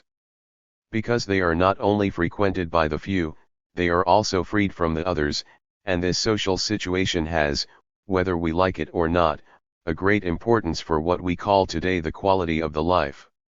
If today there are still corners in the world where life is good, it is in a bourgeois environment in underdeveloped countries, and if there are still happy and disalienated beings on our planet, it can only be the rich in poor countries. And you want them to increase salaries in order to grow? No. Wage increases are wrested from the capitalists, and the capitalists develop in spite of themselves and against their will. The capitalists are 3 times the losers in the development affair. Development. First, in the short term, by the impossibility of immediately pass on wage increases to prices and by the consequent reduction of their particular rate of profit below the general average, while waiting for the increase in wages are becoming widespread in other countries manufacturing the same articles, and that the equalization of profits acts on a global scale, then by the drop in this global rate itself, finally by the deterioration of their differential well-being, the only one that matters. According to Marx, in the inescapable egalitarianism of advanced countries. As for the position of the capitalist classes as a whole, let's say capitalist countries, faced with the problem of the terms of the exchange, I have already addressed it in my work. Basically, this position is as follows.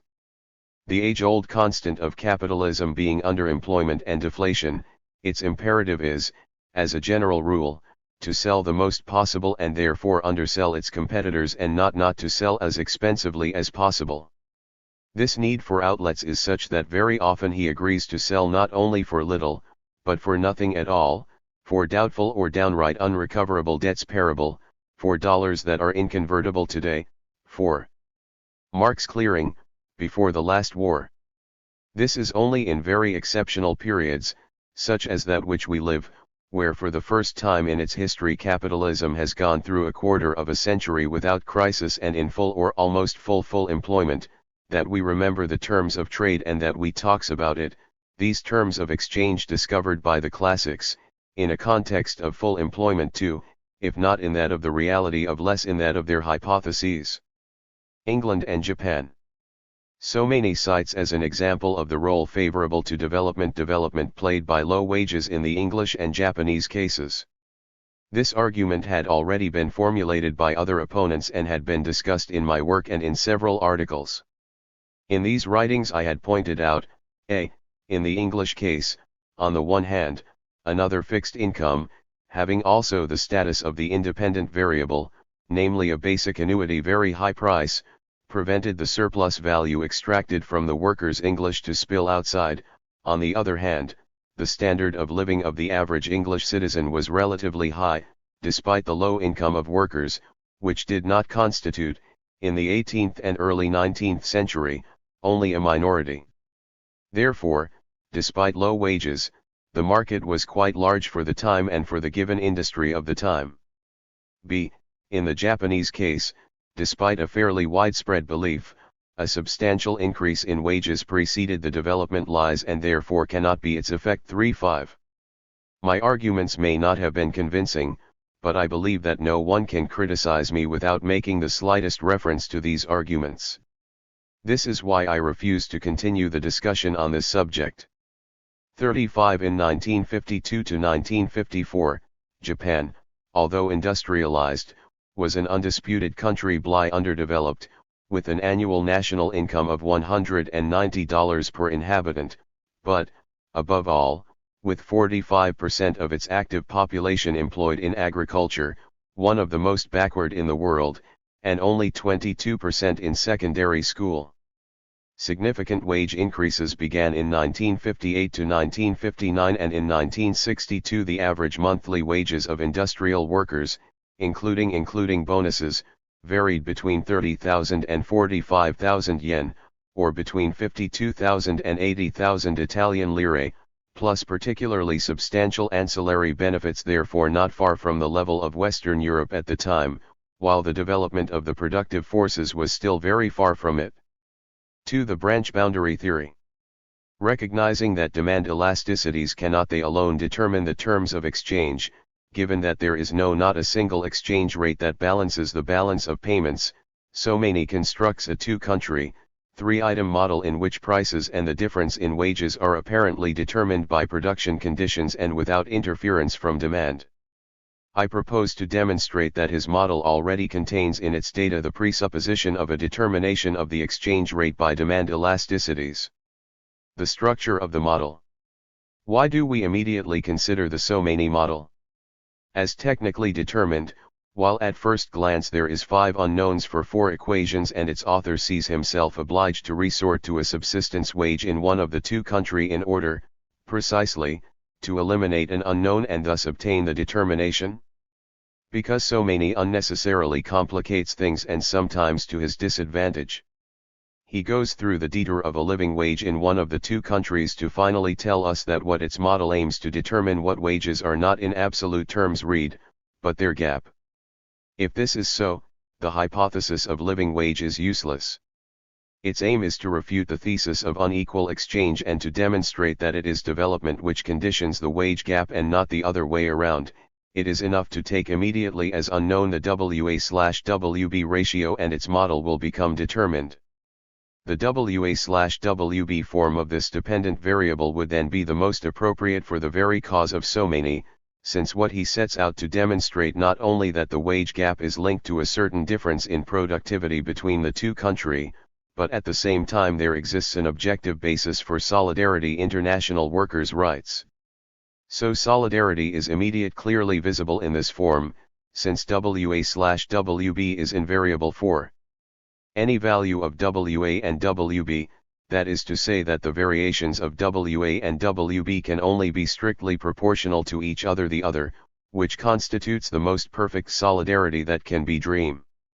In the long run, concludes so-many, workers' wages advanced countries will only be able to increase to the extent that wages of underdeveloped countries will follow them. 3.6, and in note 47 he adds, and an autonomous salary increase in the country's advanced players would end up creating favorable conditions for increases. Similar situations, even in underdeveloped countries, in the long run, for so many, is undoubtedly something which goes beyond the century, since it is the exact opposite trend which has been observed in reality for a good century already.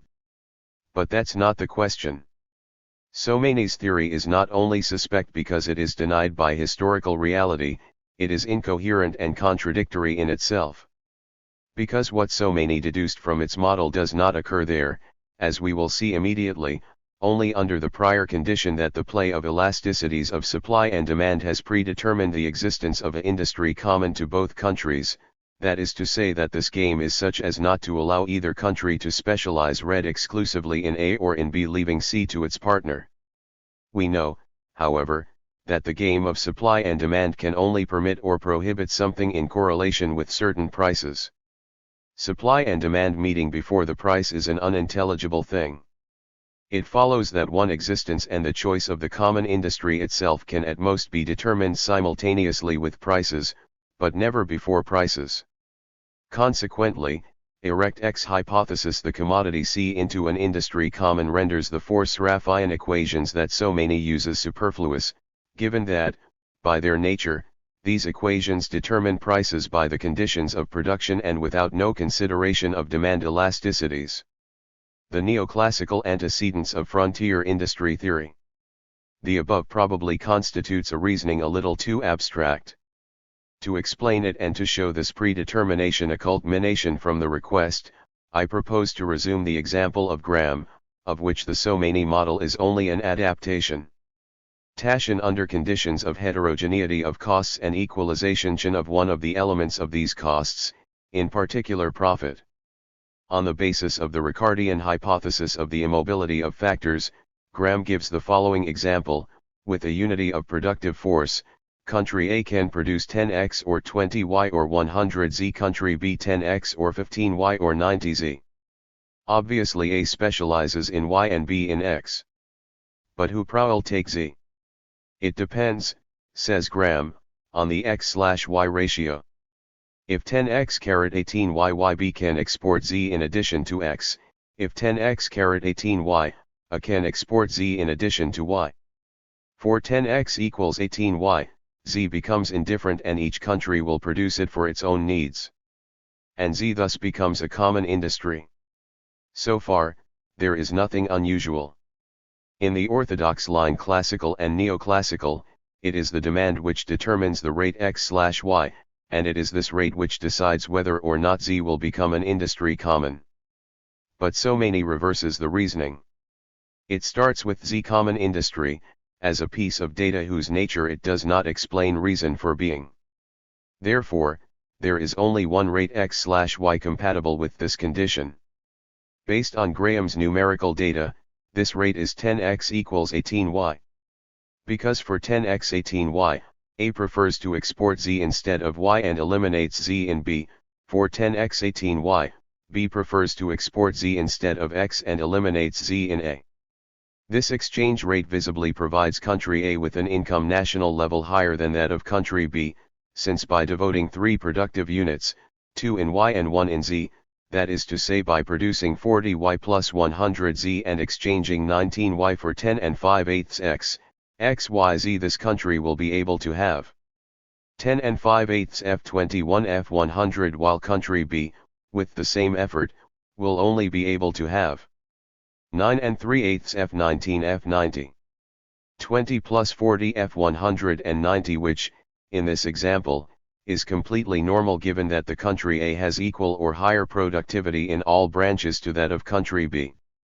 If what Graham calls unity of productive force must be decomposed into wages and profits, and if we assume equality of the rate of the latter, it is obvious that the above difference of the national income can only be reflected in the salaries, which will be therefore higher in A than in B.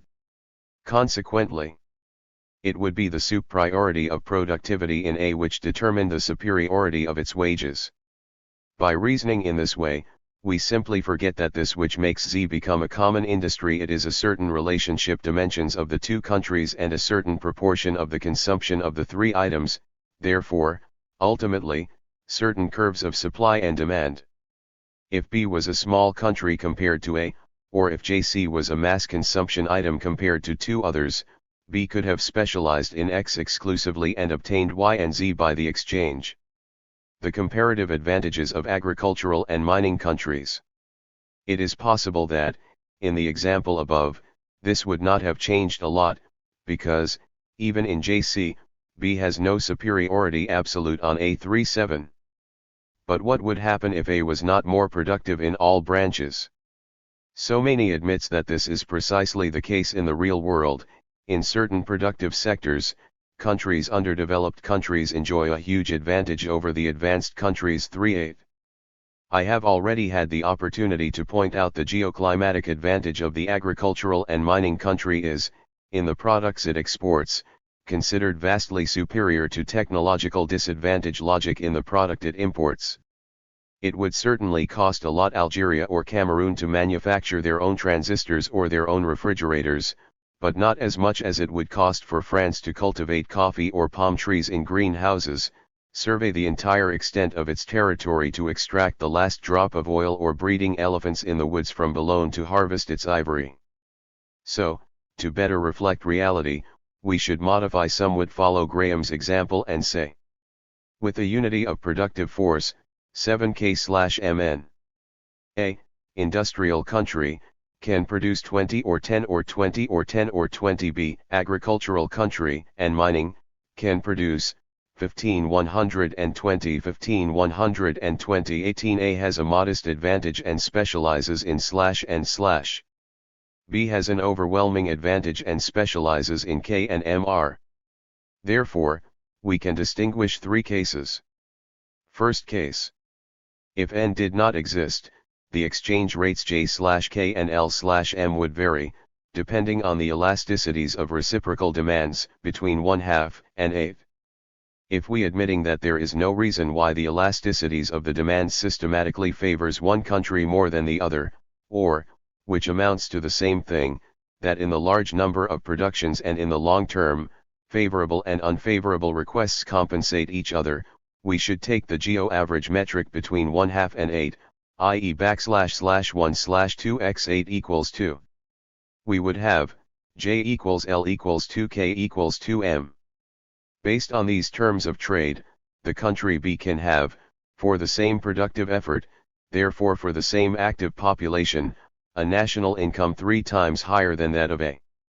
Indeed, if we assume, for simplicity, that each of these two countries have 2 units of productive force and devote one to each of its specializations, if we further assume that the consumption ratio is 1D/6K/L 1/6 M, after specialization, the two countries will produce, JKLM at 2020 B 120 120 after exchange, according to the proportions of consumption and the exchange rates above, they will consume, JKLM 530 530 1590 1590 has B 20 120 20 120, or in a ratio of 3 to 1 in favor of country B.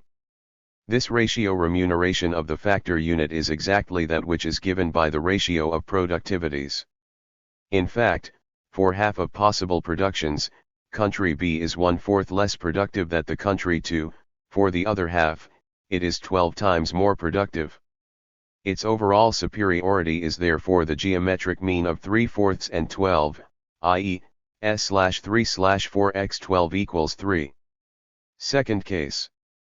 If N exists, but country B is smaller than country A, in the ratio of 2 to 3, then, after specialization, JKLMN. With 3 productive units, A will produce 20 20 22 B 120 120 assuming the same median conditions as above. The exchange rate between T or M against J, L, or N will be even higher favorable for B than in the first case 39. Indeed, next to the fork 1/2, 8, of the first case, a second fork of comparative costs comes into play, that which concerns N, i.e. 1/2. 120/18, and whose geometric mean is less than 2, approximately 1 and 9/11. The effective exchange rate will therefore oscillate between 2 and 1 and 9/11, which will ensure B an income per unit of factor slightly higher, laughing at 3 times that of A. But even if we retain the rate more unfavorable for B, that is to say J equals 2 K equals L equals 2 M equals N, we will have the following national income, /KLMN. A 6 and 2/3 for CT 6 and 2/3 46 and 2/3. B 13 and 1/3 80 13 and 1/3 80 13 and 1/3 20 100 and 20 20 100 and 20 20. The absolute national income of B is twice as that of A, but, as the active population of B is equal to 2/3 of that of A, the national income per unit of factor in B is 2x 3/2 equals 3 times that of A, as in the first case. Third case, the surprises of common industry. We have given that, if we neutralize the demand, in the two cases above, with where without N, country B will have, under the conditions assumed production, a factorial income at least 3 times higher than that of A. But so many decided otherwise meant, 1, the 5th, or the 7th, or the 99th article, and we choose an odd number so that its division in common by the two countries appears at first sight as natural rel does exist. 2. It constitutes a common production in the two countries. 3. It is always the country which has the greatest advantage in its specializations in relation to the one and those of the other who has the disadvantage in the common article. This country is defined by this even underdeveloped. 4. The combination of the dimensions of the two countries with the structure of their consumption is such that this underdeveloped country cannot get rid of this unfortunate article which destroyed all his advantage. And, quite naturally, the situation is reversed. Each of the two countries with 3 productive units, after specialization, JKLMN, produced 20-20-20. B 120 120 18. 20 120 20 120 38 as J/L, J/N, L/N are given by the cost ratios in A, and K/M, K/N, M/N by the cost ratios in B. All relative prices are given and they are necessarily /equals N equals 6 and 2/3 M equals 6 and 2/3 K. So, by exchanging according to these prices and according to the preceding proportional consumption, 63 and 3/19 K plus 63 and 3/19 are A against 99/19/99/19/, both countries will have the following national incomes, JKLMN. A 10 and 10/19 63 and 3/19 10 and 10/19 63 and 3/19 20. B 9 and 9/19 56 and 16/19 9 and 9/19 56 and 16/19 18 20 120 20 120 38 and the miracle was accomplished. While, in the provisions previously, country B was 3 times richer than country A, because that 3 times more productive generally, it has now become /0% poorer than country A due to common industry in which he happens to be exactly 10% less productive. There would therefore be 100, 200, or 1,000 branches, and the country B would have an overwhelming advantage in half of these industries, against a minimal advantage of country A in the other half plus 1, it would be, according to this reasoning, the difference in the productivity of this last cursed branch which would determine remuneration factors in both countries, the opposite difference, many greater in the other branches, counting for nothing, and which would therefore mean that country B would have a national income less than country A. But what determines the existence of this branch border with such shattering effects? How is it that the industrialized countries are never afflicted by it? Someru does not give any concrete examples of such an industry. And for good reason. Because, in all concrete cases of border industry common that we know, let us remember that the industry front common third party is one whose products are exportable but are not exported at equilibrium prices. It is the industrial countries trialized who have the disadvantage of productivity. The most important so many of these cases are oil, sugar, and gold.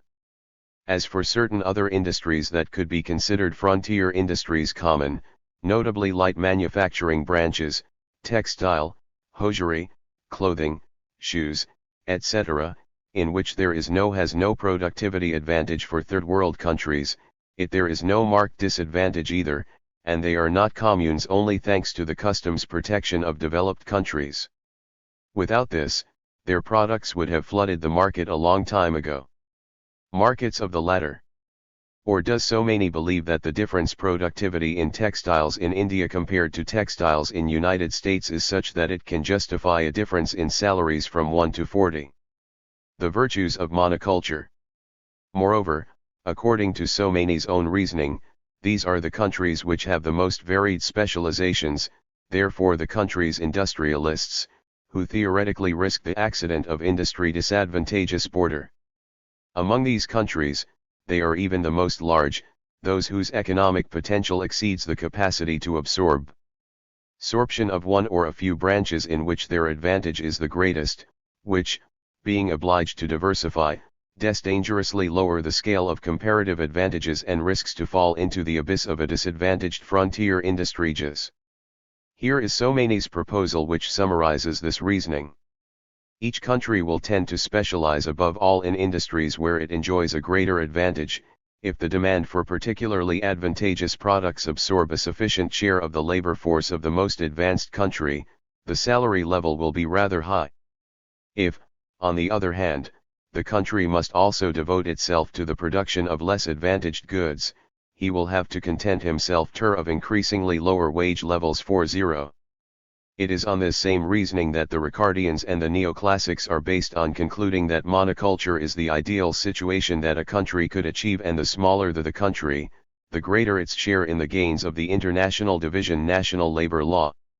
In the famous example of Ricardo, after specialization of Portugal in wine and of England in cloth, wine is worth between 8/9 and 12/10 of the cloth, depending on the elasticity residue to demand.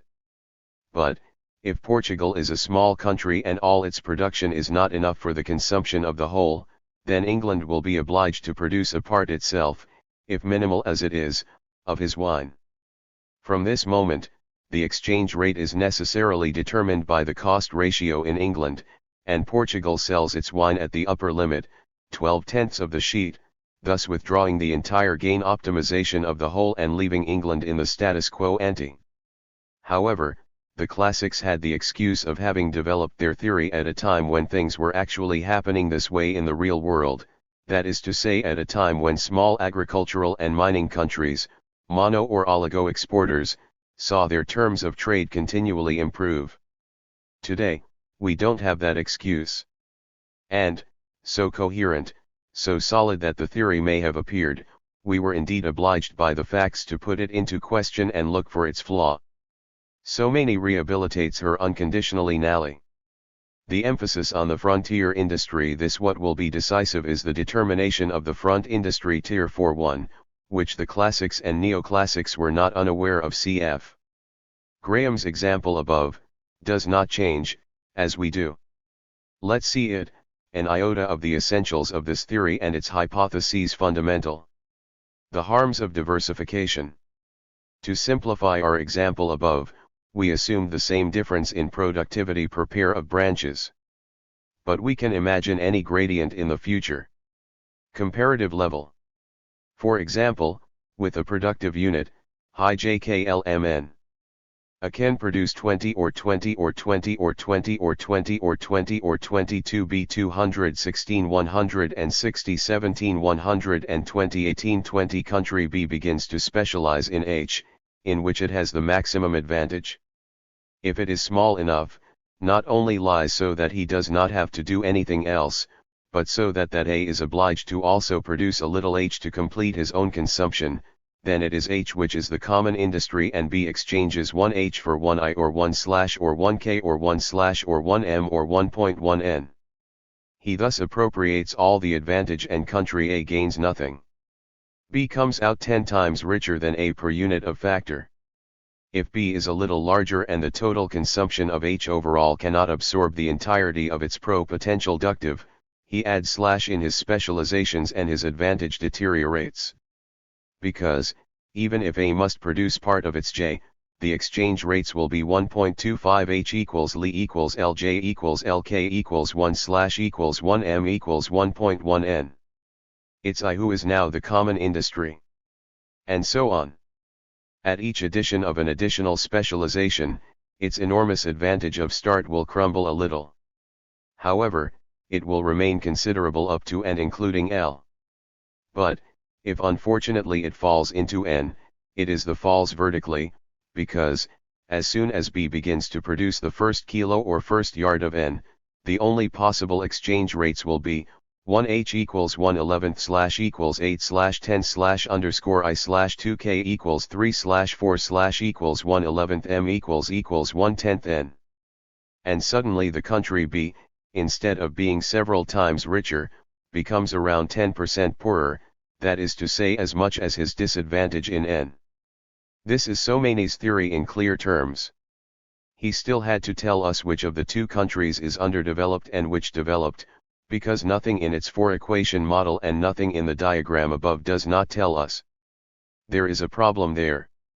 Let's imagine that one day the United States fall into the trap of the common frontier industry, that, among the thousands and thousands of articles they produce, it turns out one which is produced at the same time in Congo-Kinshasa and in which, for whatever reason, their productivity is less than or equal to that of the Congo.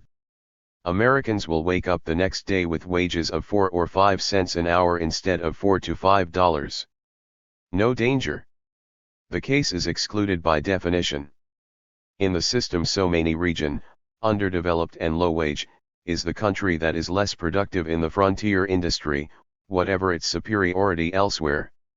In other words, the unpleasant adventure of frontier industry can only reach agricultural countries and mining, that's why they are underdeveloped and have low wages. But let's see how this overwhelming adventure arrived. To do this, let us take, in the equalities above, only one, for example 1H 1/11 I. It expresses a catastrophic degradation trophic of the terms of trade of country B in relation to the situation Chen where, B specializing exclusively in H, the exchange rate was 1 AM.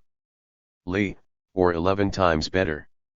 We say that this deteriorated rate, 1H equals 1/11 I, is the only one possible when we set N as a common industry. For what? Because, at 1H 1/11 I, A exports N instead of I, then that with the same cost as 1/11 I it can produce 1/10 N and with 1/10 N he obtains at B1/Z. A 1/Phi 1/11 I, B exports N instead of H, since with the same cost as 1H it can produce 1/10 N and with 1/10 N he obtains at A 1/11 I. As we have stated that N cannot be exported to either side, it follows that 1H can be neither higher nor lower at 1/11 I. So, 1H equals 1/11 I. And why can N not be exported to either side? Because we have established that the productive potentials of the two countries on the one hand, the proportions of their respective consumption, on the other hand, are such that neither of them can fully employ his factors if he abandons the boundary article. But putting all this down is ultimately just using other words to say that the elasticities of supply and demand are such that 1H equals 1/11 I, and the redundant detour by the costs of production and the Sraffian equations is only an alibi for a member total Zion to the neoclassical line which determines remuneration factors by product prices in general, product prices generally by the prices of exported products, and the prices of products exported by the elasticities of international demand 43. This is the line which goes from senior to Tausig and which can be summarized by the following proposition of the latter: what is the cause of high monetary wages? The answer is not difficult to find. Countries with high monetary wages are those whose labor is efficient in the production of export goods and whose exported goods obtain a good price sold global market. The general scale of monetary income fundamentally depends on international trade conditions and only under these conditions the domestic price scale follows 4-4. Moreover, Somaini formally introduces the request as a final determinant. Speaking precisely of the case where the productivity advantage is shared by both countries, he writes: even then, the decision will not depend on the importance absolute technological advantage in specific industries, but of the number of industries in which each country is favored, as well as and above all the level of demand for their force products. And, in his note 15, part of which we have already cited, notably, in certain productive sectors, underdeveloped countries enjoy a huge advantage over developed countries advanced, he adds, but the number of these sectors and the level of demand for their products prevent underdeveloped countries unable to derive any benefit from this superiority. 43 In fact, to posit all this is to posit that P star P from where we can write Pn/P plus or minus L. Then, Pn/pi being equal to 10/11 and Pn/ph being Pu/pli pi equal to 10, pli/pi equals 1/11. As with the same effort country B produces 10 hours while A produces country B receives for the same effort 10/11 of what country A receives, exactly the ratio of its productivity in N. Things are getting complicated a little, and a system of simultaneous equations, for example Sraffa type, becomes necessary if the effort we are talking about is a composite thing, for example labor force plus capital, the proportions of which are not the same. One is a competitor, the other is not. But the distribution of income will be last analysis determined by prices, the latter being determined by the demand, according to neoclassical causality, which is diametrically opposed to the causal X wages and prices in relation to international trade. The Quarterly Journal of Economics, August 1906, p. 510. It is therefore, neither more nor less, the received idea of a request unfavorable international environment for the products of agricultural countries and mining. If this is so, it is better to talk about it openly and directly. The request. It is sad to see that some myths are so tenacious that we will repeat them tirelessly without deigning to throw away the slightest a glance at the opposing arguments formulated by his interlocutor, if only to refute them when we set ourselves the goal of refuting the thesis of this interlocutor whose arguments in question concern the main pillar. In my work and in many other writings I have said that I do not believe at all in the existence of an adverse request affecting the products of agricultural and mining countries, and I gave my reasons. These reasons may be insufficient and not convincing, but I believe that if someone wants to refute me, it is this way that we must begin, since without this foundation my thesis collapses, and all other speech becomes redundant. I also believe that we do not have the right to talk about the very subject of the dispute in a note of footer and passing as if it were a matter of course, to which no objection is conceivable. It is, of course, impossible to go into detail here all my arguments on the matter. I will limit myself to summarizing the four most important. 1. Unfavorable demand affecting export production of a certain category of country means nothing, since the characteristics of consumer demand concern the nature of the product and not its origin. But, if we want to say that the unfavorable request concerns the so-called category of PRI products mayors, we say something irrelevant to what concerns the problem of the terms of trade, since what deteriorates, according to statistics, are not the exchange rate of primary products but that of so-called underdeveloped countries. However, if the majority of third world exports are primary, the majority of exports of primary products is far from being that of the third world. Thus in 1970, 77% of exports third world nations were effectively made up of primary products, but 60% of world exports of pro-primary products were made by developed countries. The terms of trade of the latter not only does not deteriorate, they don't laugh, but they get better. On the other hand, the 23% of exports of the third world, made up of secondary products, have seen their prices deteriorate like everything else. 2. It is simply not true that global consumption primary commodity market in the 20th century is stagnant or regressive compared to the 19th century. Here is a table of consumption trends world from 1913 to 1969 of the most representative raw products third world specializations, in thousands of tons, 1913-1969. Peanuts. 1,800 16,600. Cocoa. 232 1422. Coffee. 1200 4200. Palm oil and palm kernels. 271 600. Phosphates. 7282,000. Cane sugar. 9629,500. Tobacco 572,860 T. 291,050 natural rubber. 102,900 copper. 905,900 oil. 81,150. As we can see, the total tonnage of these products, oil except, increased in the period considered by 6.5 times, that of oil 143 times. If the increase in value is far from being of the same order, this is the effect of the deterioration of the terms of trade and cannot be the cause. 3. The demand in question is that of the final consumer. It can only concern the retail price. However, the price that interests the producing country is the FOB price. Between the two, there is such a cascade of intermediaries and, above all, of taxes from the consuming country matter, consequently such a deviation, that the sensitivity of the second to the effects of the action of demand on the first must be negligible or zero. When the taxes of consuming countries on the oil are something like 3 or 4 times the price affected by the exporting country, is it serious to claim that it is unfavorable demand at the retail price level which prevents an increase in the FOB price? This would mean that the request for European consumer is patriotically consenting when the increase in price flows into the public treasury in the form of taxes of her country, but that she becomes recalcitrant from the moment the same increase must go to the pockets of the foreign producer. 4.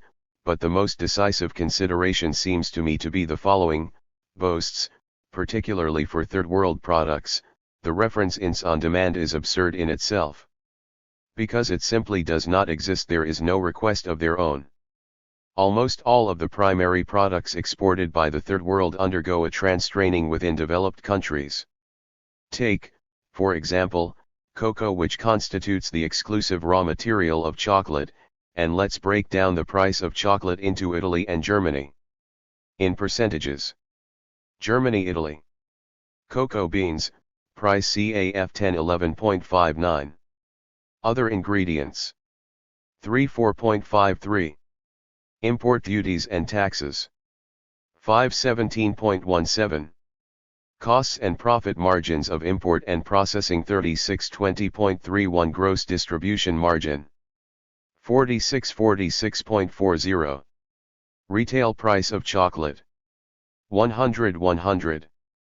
Let us abandon any idea of comparing what the producer of the material with what the consumer pays for the final product. The different chocolate production processes are not comparable in themselves with cocoa cultivation. There are none left no less than, as regards the characteristics of the request, there is only one product, chocolate. The demand for cocoa beans are just a derivative. From this angle, this case does not differ in any way from that where the production of chocolate would be subject of a single company whose workshops would be distant from each other, the other several thousand kilometers away, that of the culture of beans found in Ghana and that of chocolate manufacturing in Germany. So, if there is a deficiency in demand, we do not see, not sure why it would result in those who grow beans receive 2 marks a day and those who work in the processing of these same beans touch equal qualification 25 or 30 times as much. Apart from a few exotic fruits, there is no product tropical which does not undergo a more or less significant transformation within developed countries. In fact, with a few rare exceptions, except for all third world products, they are raw materials. Commodities for which, as such, there is neither demand nor specific and independent price. Their price must depend either, downstream, of the demand for the final product, or, upstream, of their own production cost. The downstream determination is incompatible with curves of divergent prices, respectively, for the final product and for its raw material. The terms of exchange cocoa for chocolate can, obviously, neither deteriorate nor improve as a result vicissitudes of one and the same demand. Good or bad, the price and demand for the final product should, if determined nance, uniformly influence all stages of production regardless of the borders that separate them. We are, in the reality, very far from it. Mutatis mutandis, there is hardly any export products from developed countries which do not contain any only material from the Third World.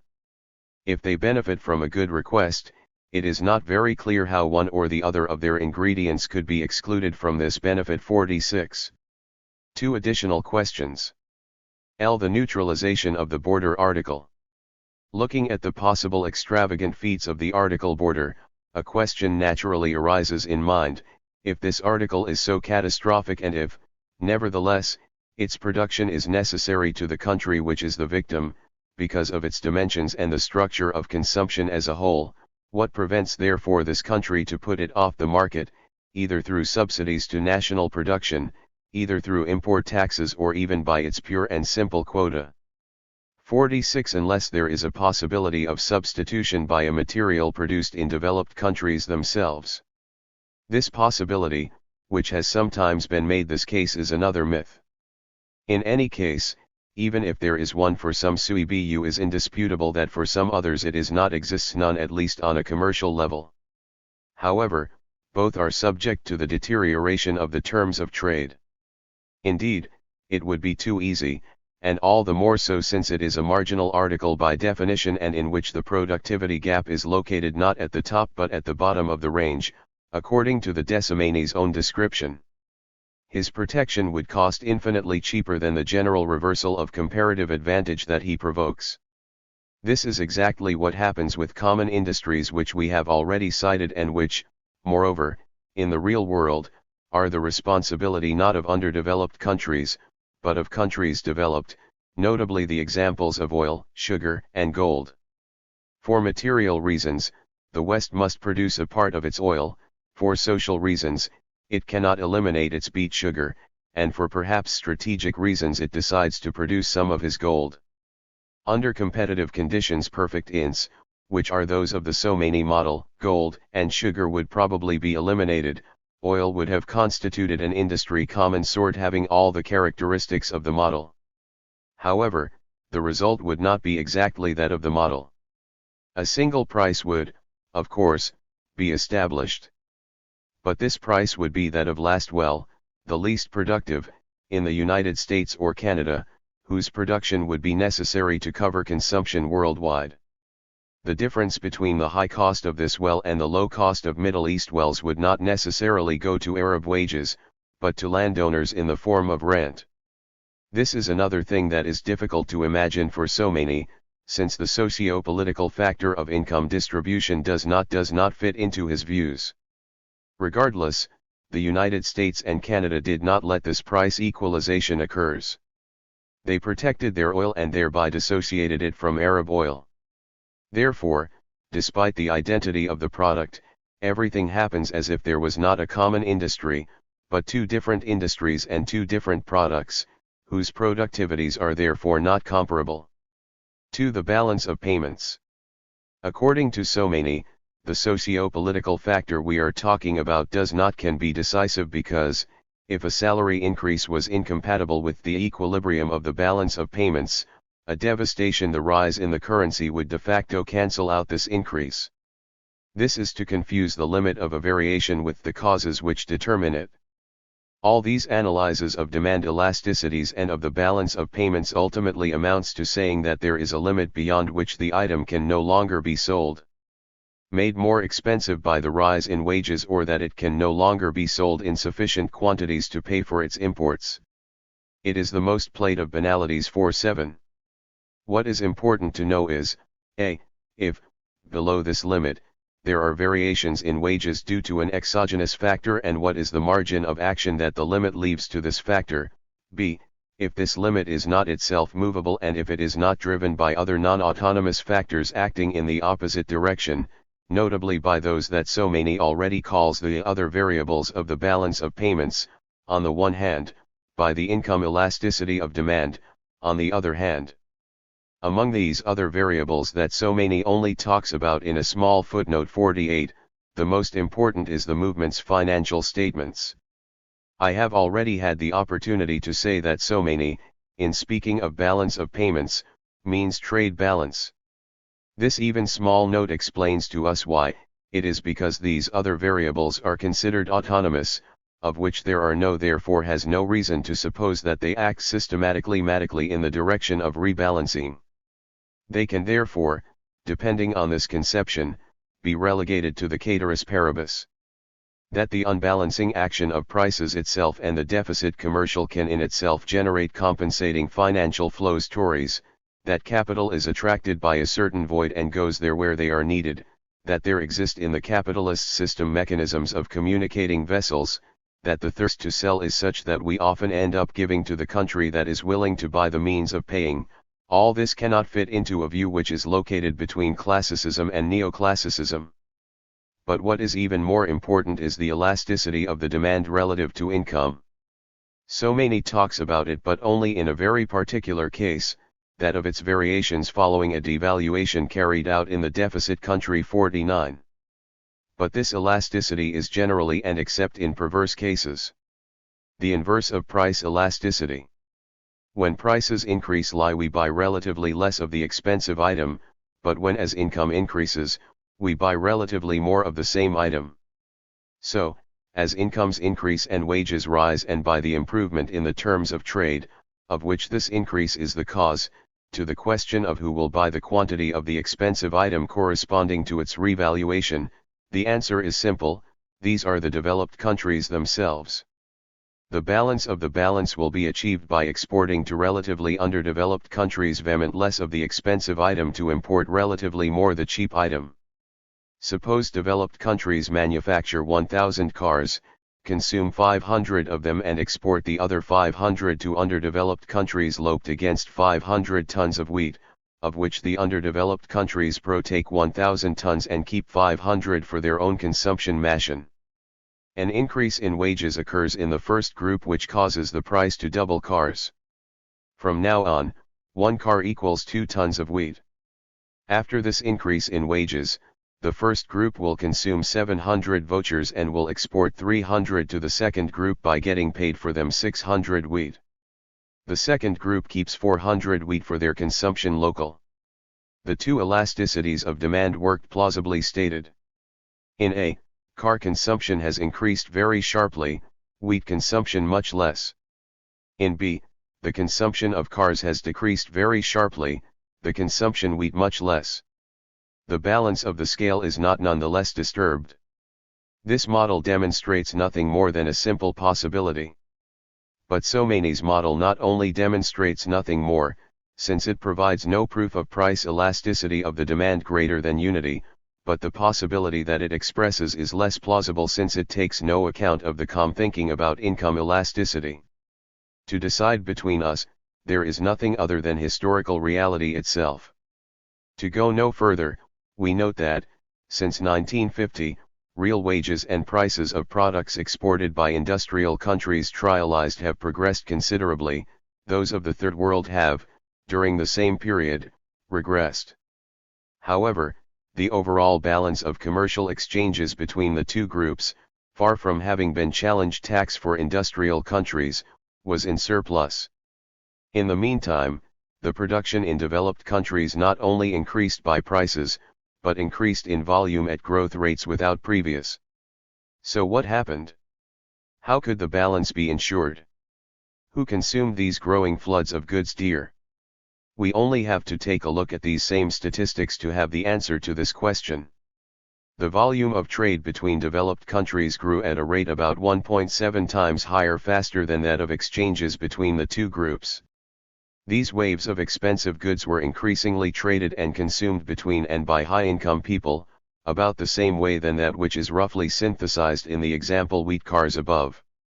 The above does not mean, of course, that there is no limit to the exogenous increase in wages, and that a country, or a group of countries, even having a monopoly on a production, can apply any wages and have them paid by external consumers.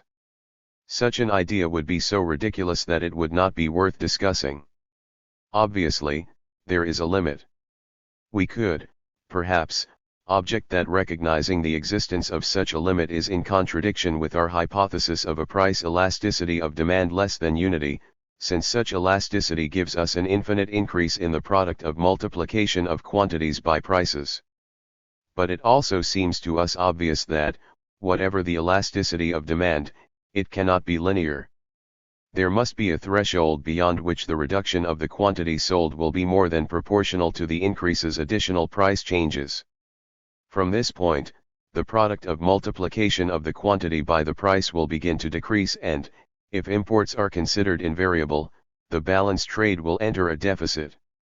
By drawing the curve of the price elasticity of demand according to the most plausible hypothesis that we can make, we can therefore say that the intuitive certainty that we all have about the existence of a limit to the increase in wages and prices is compatible with a certain form of demand curve. This limit is the moment when the slope of this curve goes from lower elasticity to higher elasticity unit. But when we think that after a single century of union struggles today we have arrived at a ratio of 1 to 30 or 40 between the developed countries and others, we must admit that this limit leaves plenty of room for action for this exogenous factor. It is why, moreover, the statistical surveys, of which J. Viner speaks, generally show an elasticity less than unity. The statistical surveys are carried out on what has happened to date of today. And until today, despite the meteoric rise in wages in developed countries, everything happened as if we had not yet reached this limit.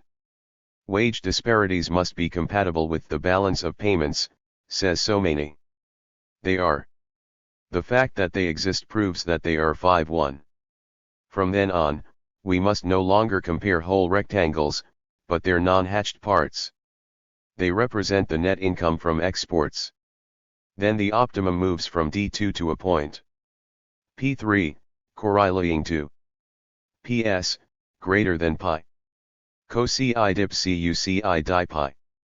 This means that, if we ignore the constraint of the balance commercial, we have, to a certain extent, an interest in increasing our price beyond the point where the elasticity of demand becomes greater than unity, despite the more than proportional decrease in quantities sold and of the resulting drop in export revenues. Example, at $1,000 per ton, we sell 10,000 tons of coffee, at $2,000 6,000 tons, and at $3,000 3,500 tons. If the coffee costs $700 per ton, the price that maximizes foreign exchange earnings is $2,000, but the price that maximizes net income is $3,000. Foreign exchange receipts 1,000 x 10,000 equals 10 million, 2,000 x 6,000 equals 12 million, 3,000 x 3,500 equals 10.5 million. Net income 300 x 10,000 equals 3 million, 1,300 x 6,000 equals 7.8 million, 2,300 x 3,500 equals 8.05 million. Luciano Baggio. Unequal exchange and international demand. In the Marxist tradition, those who explicitly recognize meant that differences of interests do not pass always by the lines of class division, but on the contrary they can oppose dominant nations and dominated nations, are certainly numerous. Marx, already, in a letter to Engels, notes that enjoying complete tranquility with them of the colonial monopoly of England and its monopoly on the world market 1. Lenin develops the theme of the link between imperialism and opportunism. The exploitation of dominated peoples allows capitalists' dominant nations to corrupt the working class of these nations, that is to say to obtain their accession by granting them salary increases too. The thesis that Emmanuel supports nevertheless seems innovative, that is to say unorthodox, in relation to this tradition, because the role of the working class of advanced countries is profoundly different.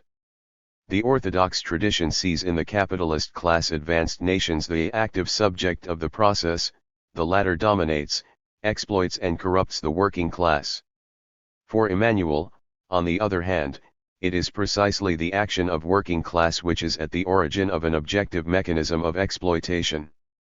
Taschen of underdeveloped countries, the union struggle in the country's advanced capitalists and the wage increases that this one leads to, according to Emmanuel, a negative repercussion on the terms of trade with underdeveloped countries, which increases still the inequality of exchange and the exploitation of underdeveloped countries developed by those who are industrialized. Emmanuel's thesis has major political implications. Importance, which we do not want to discuss here. Our goal will rather be to re-examine the arguments and the demonstration of this thesis, because they appear to us to have been made with entirely inappropriate methods of analysis. Emmanuel, in fact, refuses the analysis technique based on the interdependence of several variables and, as a result, it tends to break up the webs of interrelationships, reducing them to chains unidirectional causes. This process of reduction, which takes us back at least 80 years in history of economic thought, can constitute an acceptable approach if the variables concerned are few in number and if the modalities' relationships are quite simple. But it becomes completely inappropriate in the field of international relations where the number of variables reaches its maximum and where the complexity of the relationships is huge. Let us now see what is the causal chain that we suggests Emmanuel. 1. Within each country there are levels of remuneration narration of productive factors which determine prices and not the other way around. 2. Wages are an independent variable, in this sense that they only depend on an extra economic variable, the force union. Economic development itself is a consequence more than a cause of salary increases. 3. Thanks to the fact that underdeveloped countries are not technically able to produce a number of industrial products, the prices at which goods are exchanged depend on the salary levels within the two groups. 3. 4. The greater union strength of employees in the country's industrialized countries leads to an ever-increasing divergence between wage levels, which affects the terms of trade. Between industrialized countries and underdeveloped countries, terms which we understand above all as relationships between the quantities of work contained in the goods exchanged. At first glance, point 2 is clearly the most absurd. Recent and less recent economic history teaches us example that, in case in a capitalist country open to trade foreigners there is a breakdown of a certain balance between increases wages and increased productivity, the process of accumulation and growth of the system enters into crisis. However, in the case that interests us it is not a question salary increases in different countries others, each of them being in direct competition with the others. On the contrary, these are salary increases concerning the entire group of industrialized countries compared to another group countries that do not have the possibility of entering into productive competition. This increase, to the extent that it is not perfectly simultaneous, causes friction and imbalances which slow down its evolution, without preventing it. Thus formulated, this point of Emmanuel's demonstration seems acceptable. On the other hand, the real problem is knowing if the set of logical passages summarized above is sufficient for the demonstration of the stated thesis. To verify this, we will use a mathematical formulation method which will make the discussion much easier.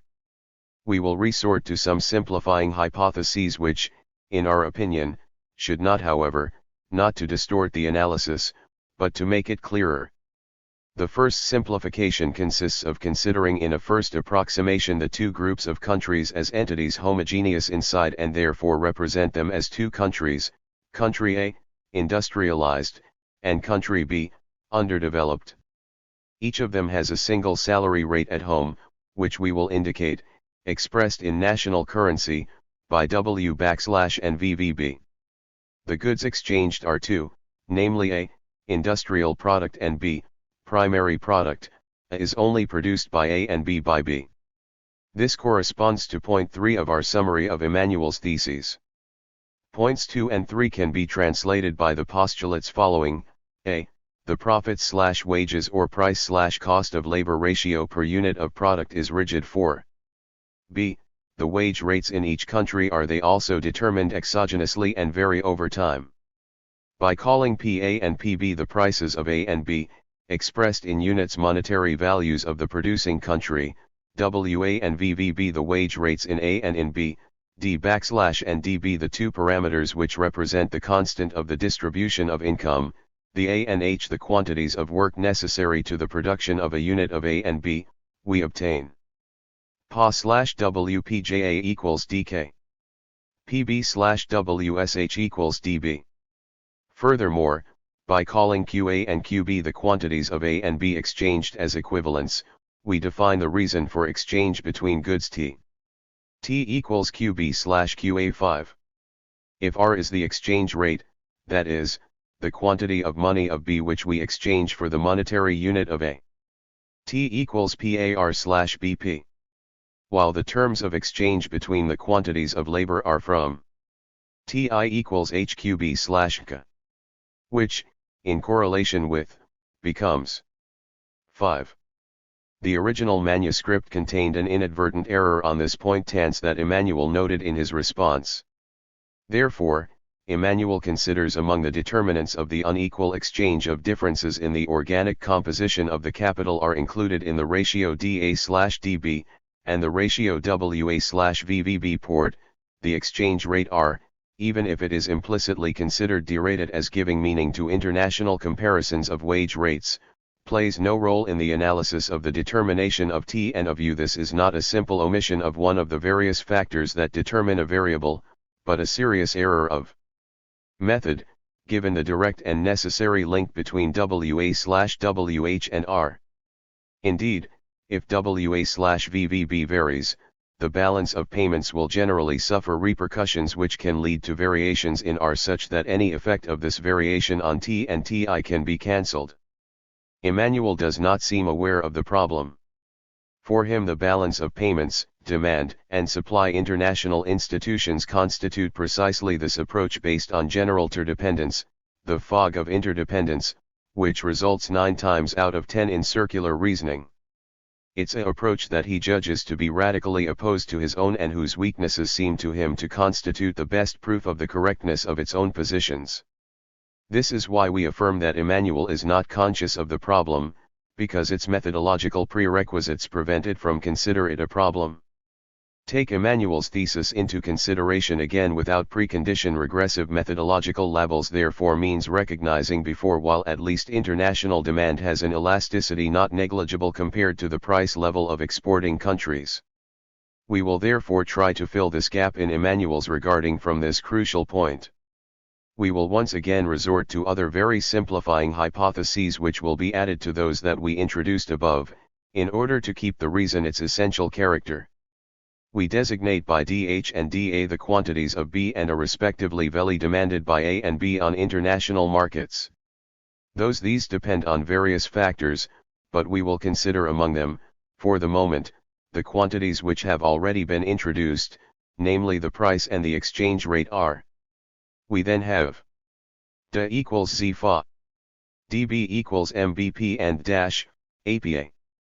And the equation which expresses the equilibrium of balances of payments. RPA DA equals BPBDB. Luciano Baghi *116. We thus obtain a system with 7 independent equations, with 7 unknowns, which therefore turns out to be exactly determined 6. Let's now see what affects an increase in time of the wage rate in industrialized countries. Suppose that we initially have balanced and indillit us use CIWA/WA and DLA/LA the rates of increase in the wage rate and productivity. The increase in the price of A is equal to their difference. dP upon dWA. WA. Suppose that the net result is positive, that is to say that P has increased lies. The direct consequence of this increase will be favorable to A's balance of payments, but there will be consequences indirect which will be unfavorable to it, because the demand for A decreases and that of B increases.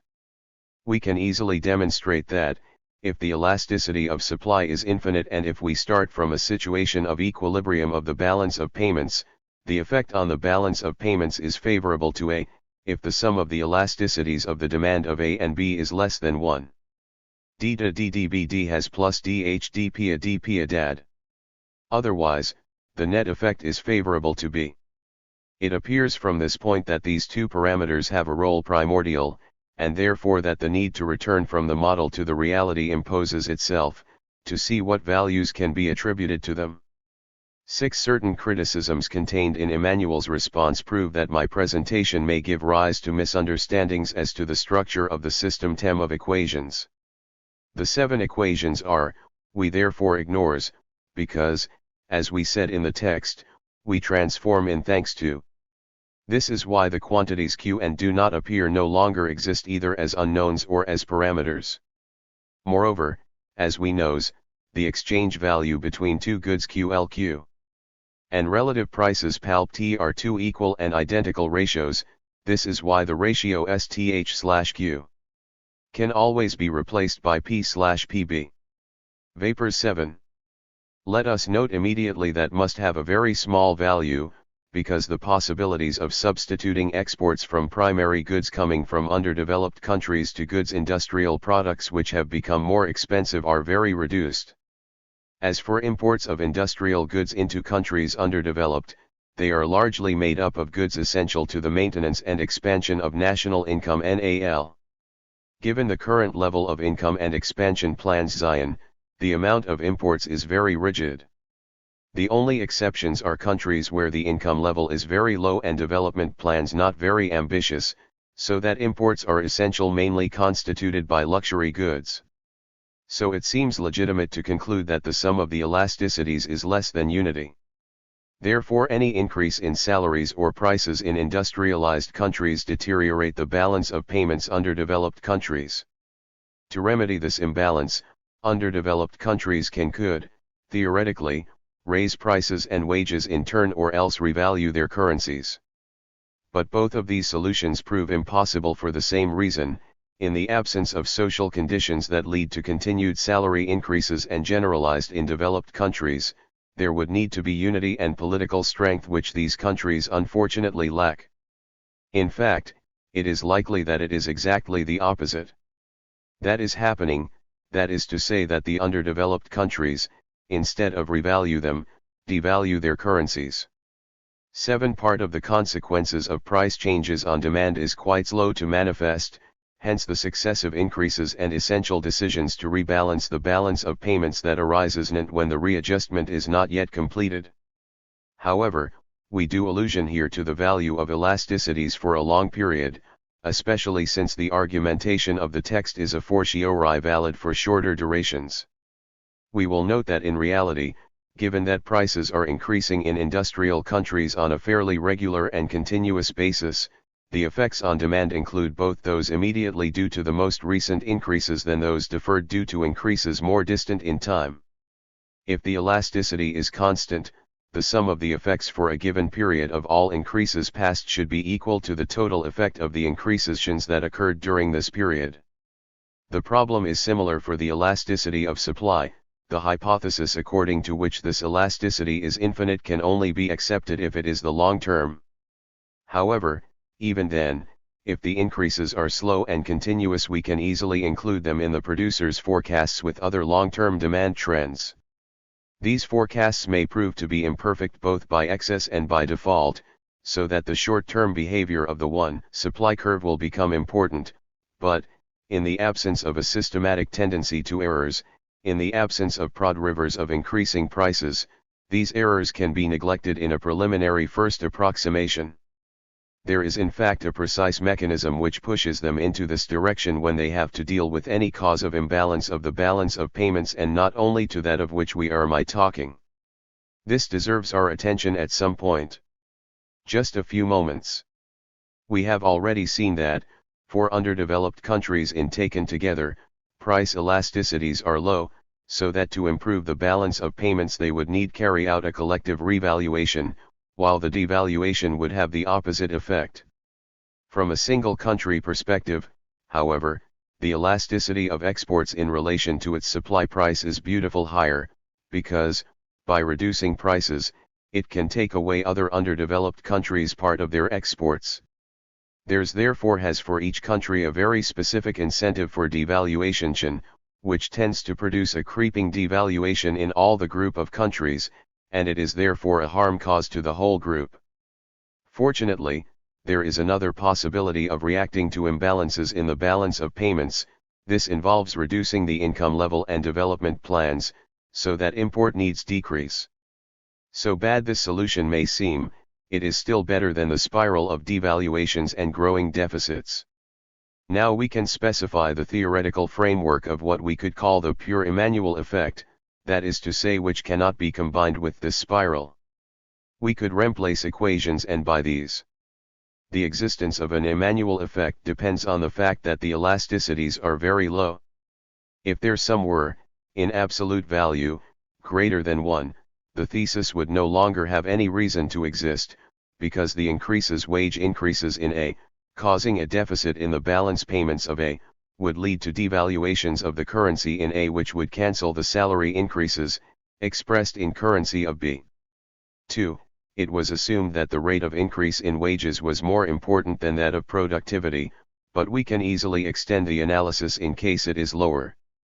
In this case, the salary increases do not lead to price increases, but, to the extent that they prevent price reductions corresponding exactly to increases in productivity, they objectively obstruct improvements in the terms of exchange, balance of payments and the possibility of growth for underdeveloped countries. In this case, since there is no effective deterioration of the balance of payments, but only lack of improvement, one Emmanuel effect cannot be combined with the spiral of devastation and is presented in its pure form. 3. We come to the most important point, the hypothesis according to which the ratio between price and labor cost per unit of product PA/WJA is always constant. Would it not be possible that prices increase independently of wages, or that, in the presence of increases in productivity, prices do not fall in proportion? That this happens for brief periods is beyond doubt. Table. The problem is to know to what extent these phenomena could consolidate so that, in the absence of answers demands from the working class, the fruits of progress technology not only does not benefit underdeveloped countries, but also, within industrialized countries, unique advantages meant the class of capitalists. In any case, it is difficult to deny that in the absence of salary increases the prices of industrial products would have been lower. To the extent that wage increases have contributed to the recovery of the prices of industrial goods, the theses of Emmanuel and the model exposed above are gaining importance. It would be stupid to want to draw political conclusions simplistic and hasty of these results of the economic analysis, but it seems certain to us that a correct overall assessment of the relations between the working class of advanced capitalist countries and the proletariat of underdeveloped countries must take these results into account. States. January 1972. Luciano Baggio's presentation is overall and for the most part sentimental, favorable to my thesis. Its conclusions regarding the elasticities of demand, in correlation with the constraint of the equifree from the external balance, are convergent with mine, as I have exposed them in several writings and in particular in my response above to Eugenio Somani. So he was human that I feel a favorable bias when reading his text. Her contribution must have been all the more welcome for me as the critics' favorable ticks, even if only relatively, to my thesis have not so far not been very abundant. Unfortunately, its wording mathematics suffers from such deficiencies that it is really not possible to put it in my file. 1. Baggio's formulation of prices, as functions linear wages, i.e., is unacceptable. Baggio is against simplifications, but he made one here and size. In no case do the prices vary proportionately nally to salaries. Marx's diagrams, for simplified and incorrect as they may be, at least account for this lack of proportionality by showing us that part of the increase of the national wage is absorbed by the reduction in the rate of profit international. In Baggio's equations the mechanism of profit equalization simply does not exist. 122 A Emmanuel.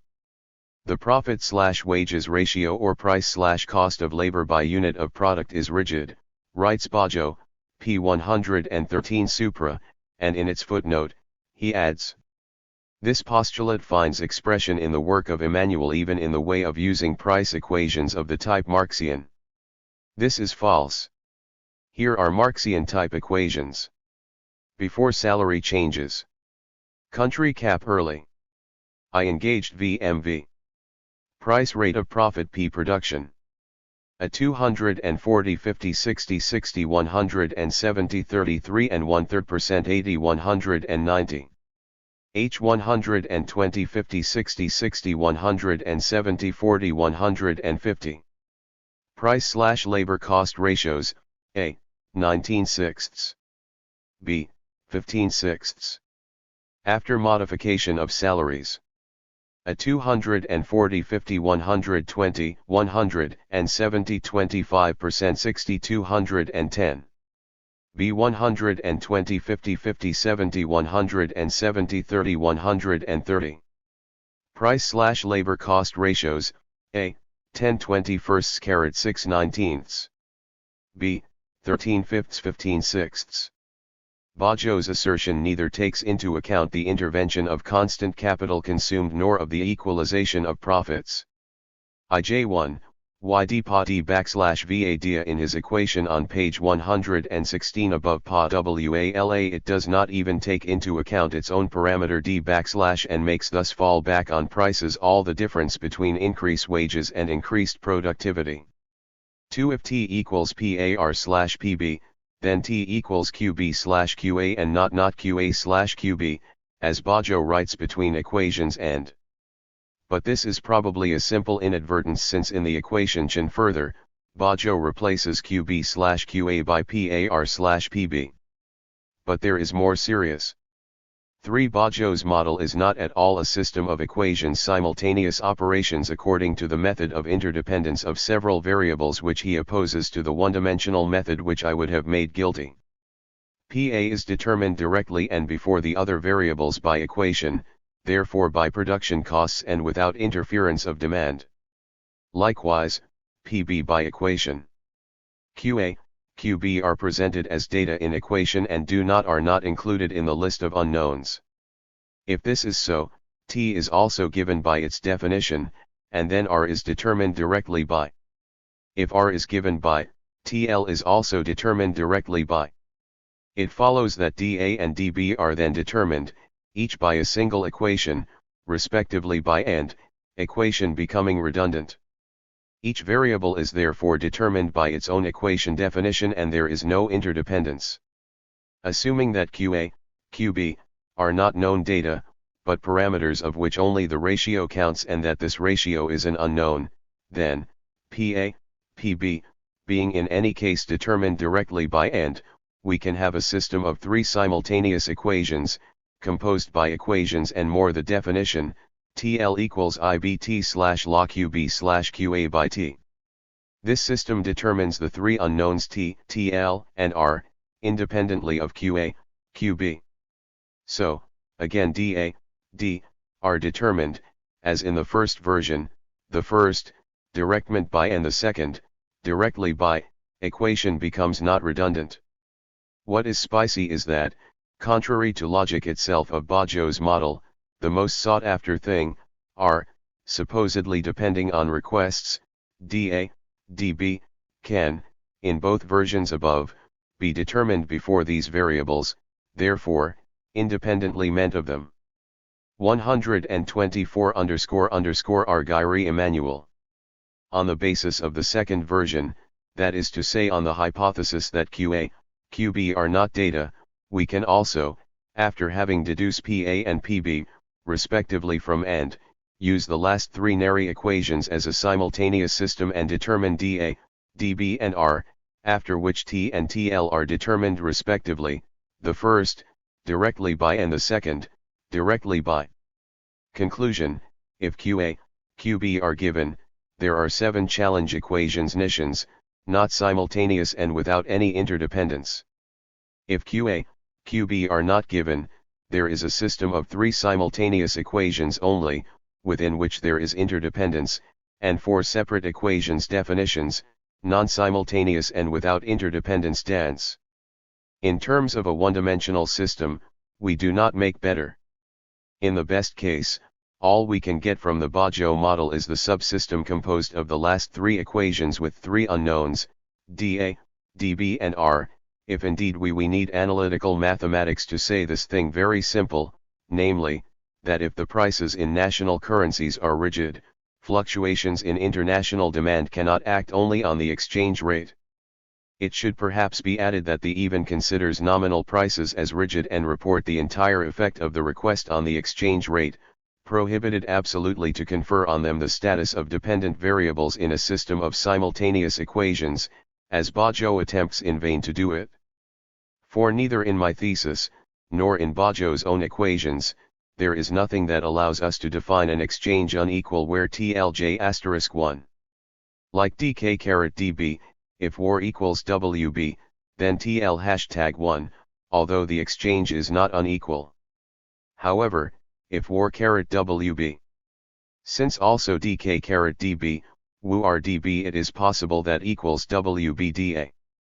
And, in this case, equation gives us TL equals 1, although the exchange is perfectly unequal.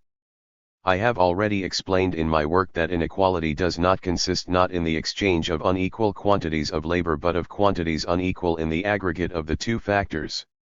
It is even perfectly possible that a country receives in exchange 125. Response to Luciano Bajo. More work from his partner than he gives, and whether yet he is the victim of the inequality of exchange.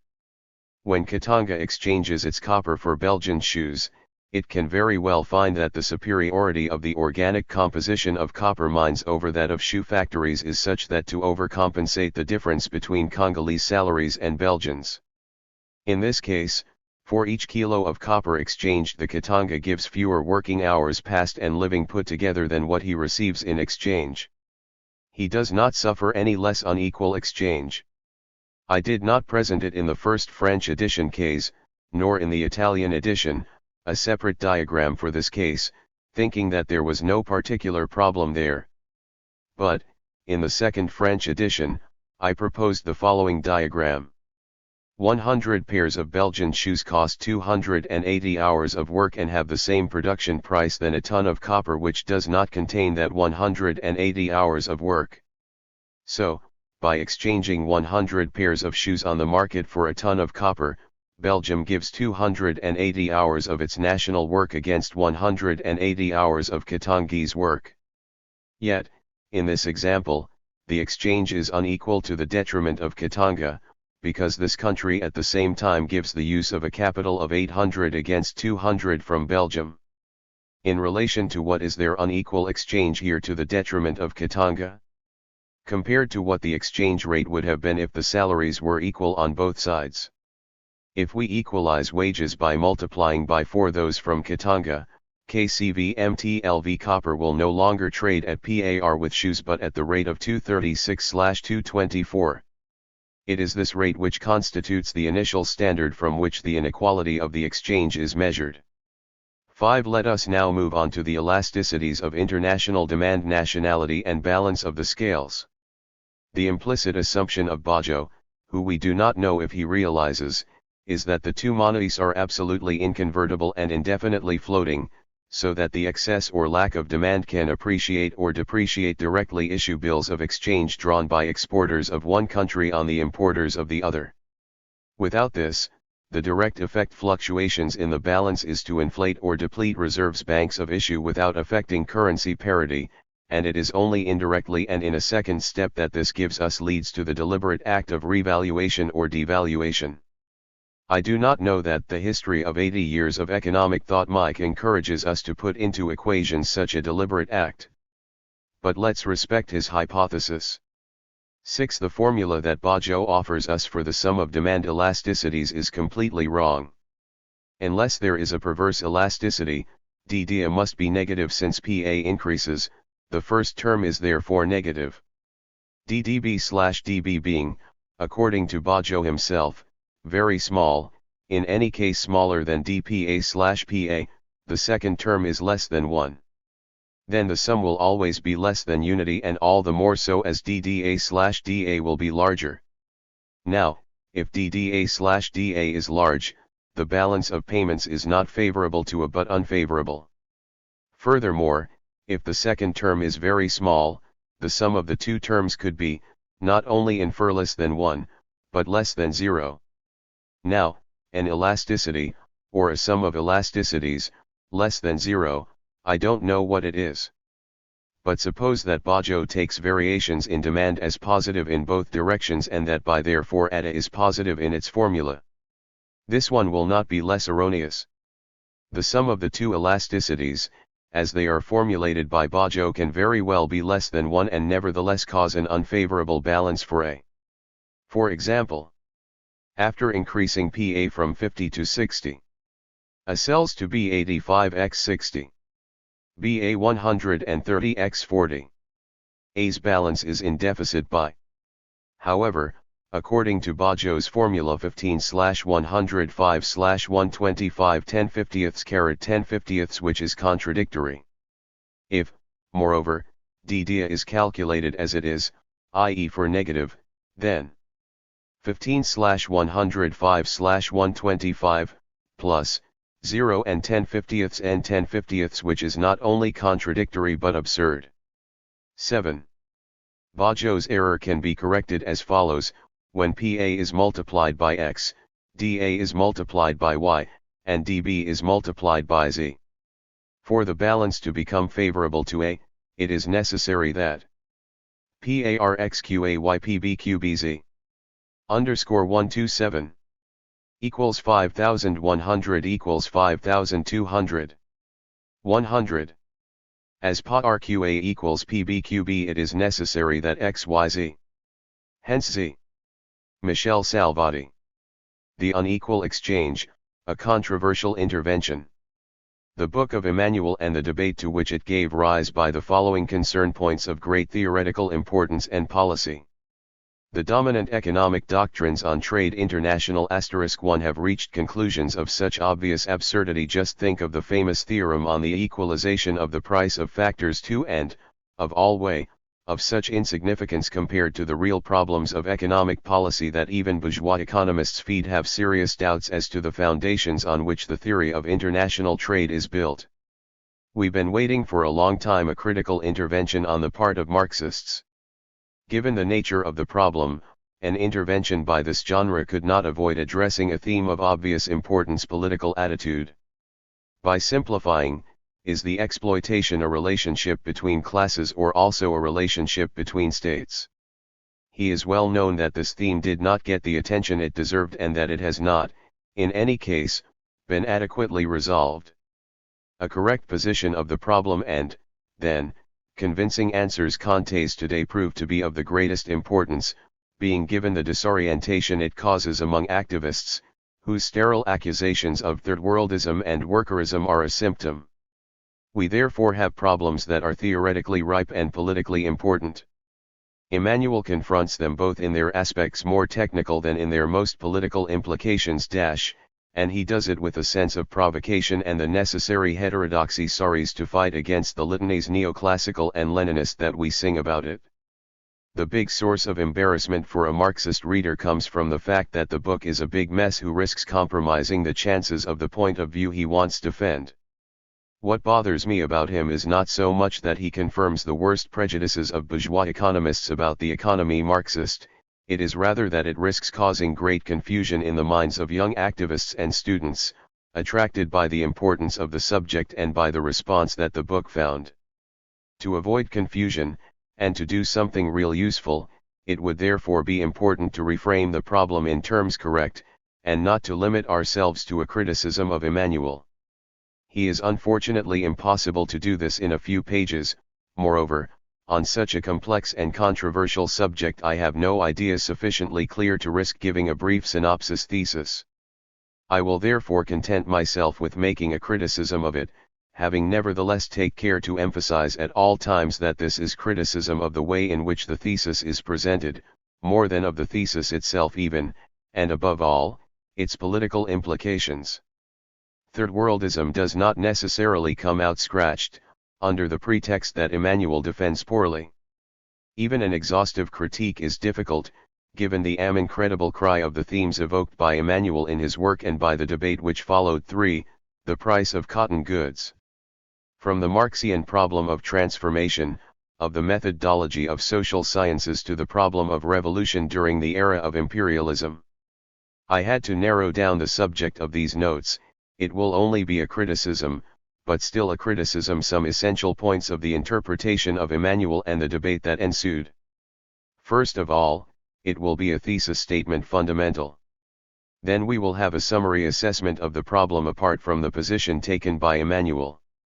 Finally, a brief conclusion about the political implications. The problem.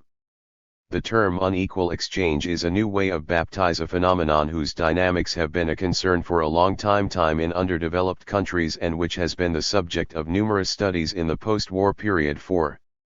This is the relationship according to which goods produced by developed and underdeveloped countries developed, and its recent dynamism was characterized by the deterioration of the terms of trade in underdeveloped countries. The problem that Emmanuel posed to himself, to the extent that he considered that the explanations provided so far were not appropriate, is to highlight the forces that determine international prices of goods offered by the two groups of countries, an essential prerequisite for understanding the dynamics of these prices. By proceeding in this way, it is possible, according to Emmanuel, to identify a transfer of wealth towards developed countries, which impoverishes the underdeveloped and compromises their growth. It is, in short, a theft, which remains such even if the prices of both sets of goods are constituted according to the laws of the market. The same goes for the appropriation of the surplus value produced, which is also theft, even if the labor power acquired by the capitalist is at its true value.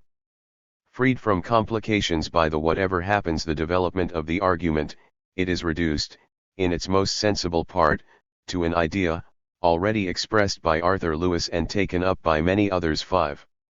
Given the competition from capital on a global scale and therefore the trend towards stabilization economic rate of profit, international prices of merchants, these depend essentially on the cost of labor. The components of the cost of work are two in number: salary and productivity. If, for some reason, the monetary wage remains low, while labor productivity continues to increase, labor costs and therefore prices continue to fall. This is what is happening in countries underdeveloped. On the other hand, in developed countries the salary monetary is high and continues to increase as much or more than the productivity. This means that the productivity benefits increased are exported by underdeveloped countries, and that developed countries appropriate them, thanks to the reduction in price, then that the same thing does not happen for the increase in productivity of goods exported by developed countries.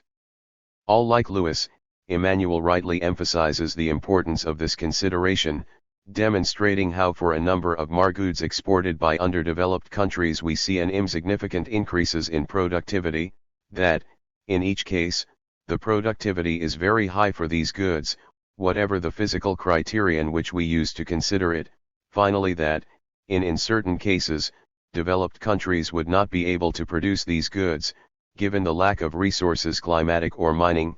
In other cases, they would not be able to produce them at the same price, even if they paid identical wages to those in underdeveloped countries. However important it may be, this consideration does not constitute, however, only a first step in the analysis. For what reasons do salaries have different levels and different dynamics in both groups of countries? What would happen if wages underdeveloped countries were recovering quickly, and what would therefore the prices of their exports?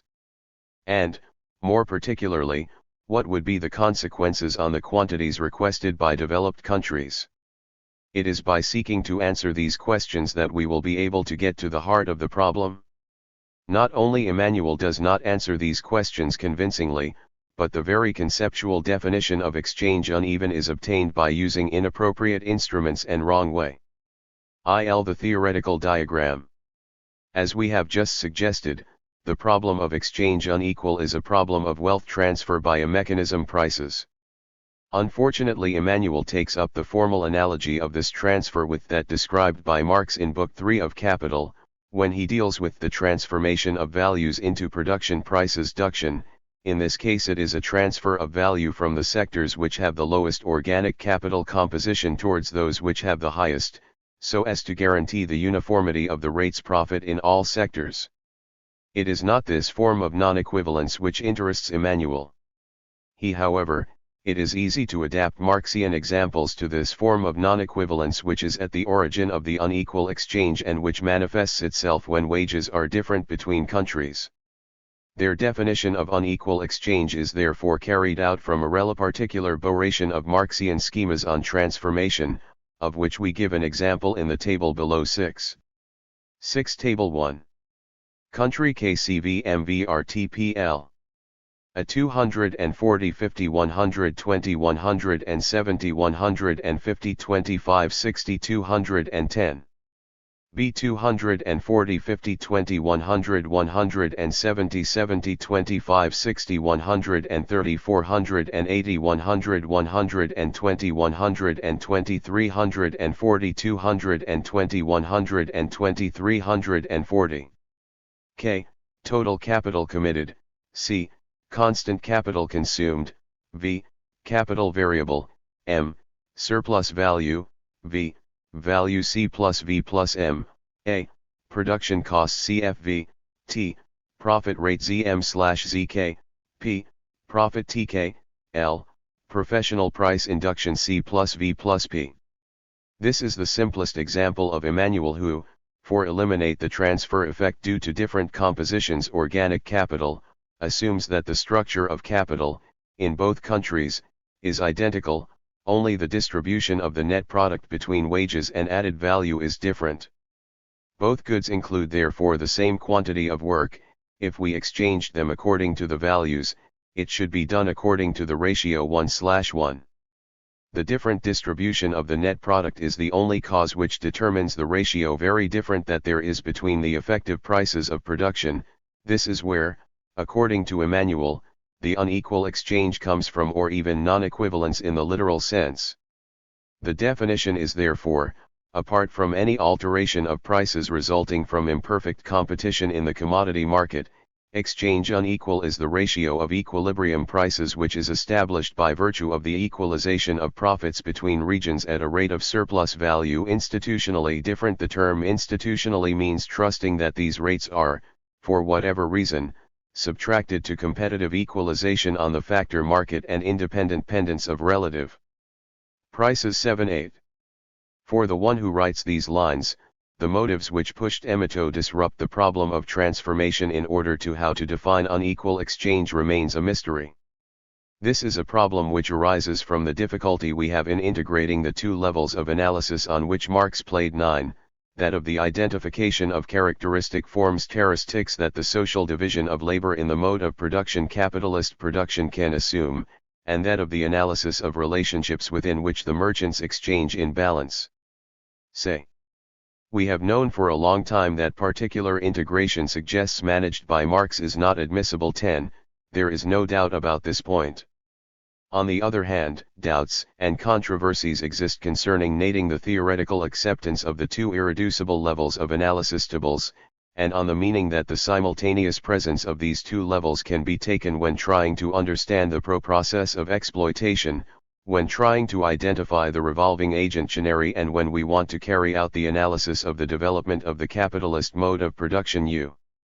Given that Emmanuel manifests a certain consciousness of the whole problem and that he rightly asserts that the problem of exchange unequal is directly linked to the price level, we do not understand why in these conditions he persists in adopting Marxian transformation schemes.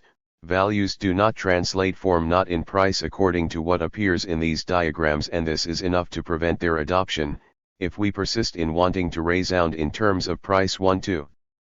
Faced with this problem, there was only two ways to proceed. A theoretically rigorous way, consisting of reformulating the entire theory of international trade so as to oppose it to the neoclassical theory currently dominated. Lo. Which was subsequently defined, quite erroneously, by Baumgartner as a contradiction between books I and III of Capital. On these themes, in Italy at least, we have shed light, particularly after the work of Sraffa and Garignani. We find a very clarity of the whole problem in FV and LO, OPCIT 11. It is understandable that it is still in our country that these themes were presented in a theoretically worthy manner. With solutions for the moment contradictory, but which will probably be fertilized in important developments. Napoleonized positions are without any doubt the best known. FVNLO adopts a completely different position annuity OPCIT. 12. It would be good to reproduce note 32, p. 105, of one work of Emmanuel in which he gets rid of the objection carried over into the text, considering it as an example of reason unscientifically. For Emmanuel, the fundamental fact of transat value fertilized from branches with low organic composition to others are not affected. We believe that, as far as everything is concerned less the subject of this study, Bortkevich's formula would complicate considerably the demonstration without in any way modifying the conclusions. It emerges, above all, that in her work Emmanuel sticks to Bortkevich's, regarding the state of the controversy. Secondly, he absolutely does not realize the mass of problems which would arise if he measured all relative prices in correct terms. 136 Michel Salvati. Nanti, namely based on a production price system rigorously determined in a classical manner. This is a way which we begin to borrow with great difficulty, and whose fruits of interpretation will probably mature slowly.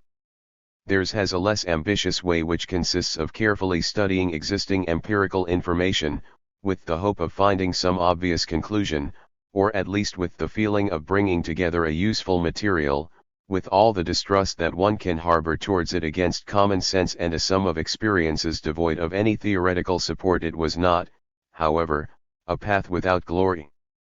Emmanuel borrows neither one nor the other. Remains the usefulness of the provocation, to which we must nevertheless oppose the uselessness of confusion and discredit brought to theses that we can without any doubt defend much better. To prove the theoretical insignificance of the way of proto-give in to Emmanuel, we just need to look at the table cited above. We find the net product of two countries, which is first evaluated in terms of incorporated labor, then in terms of production prices, calculated in a quasi-Marxian way.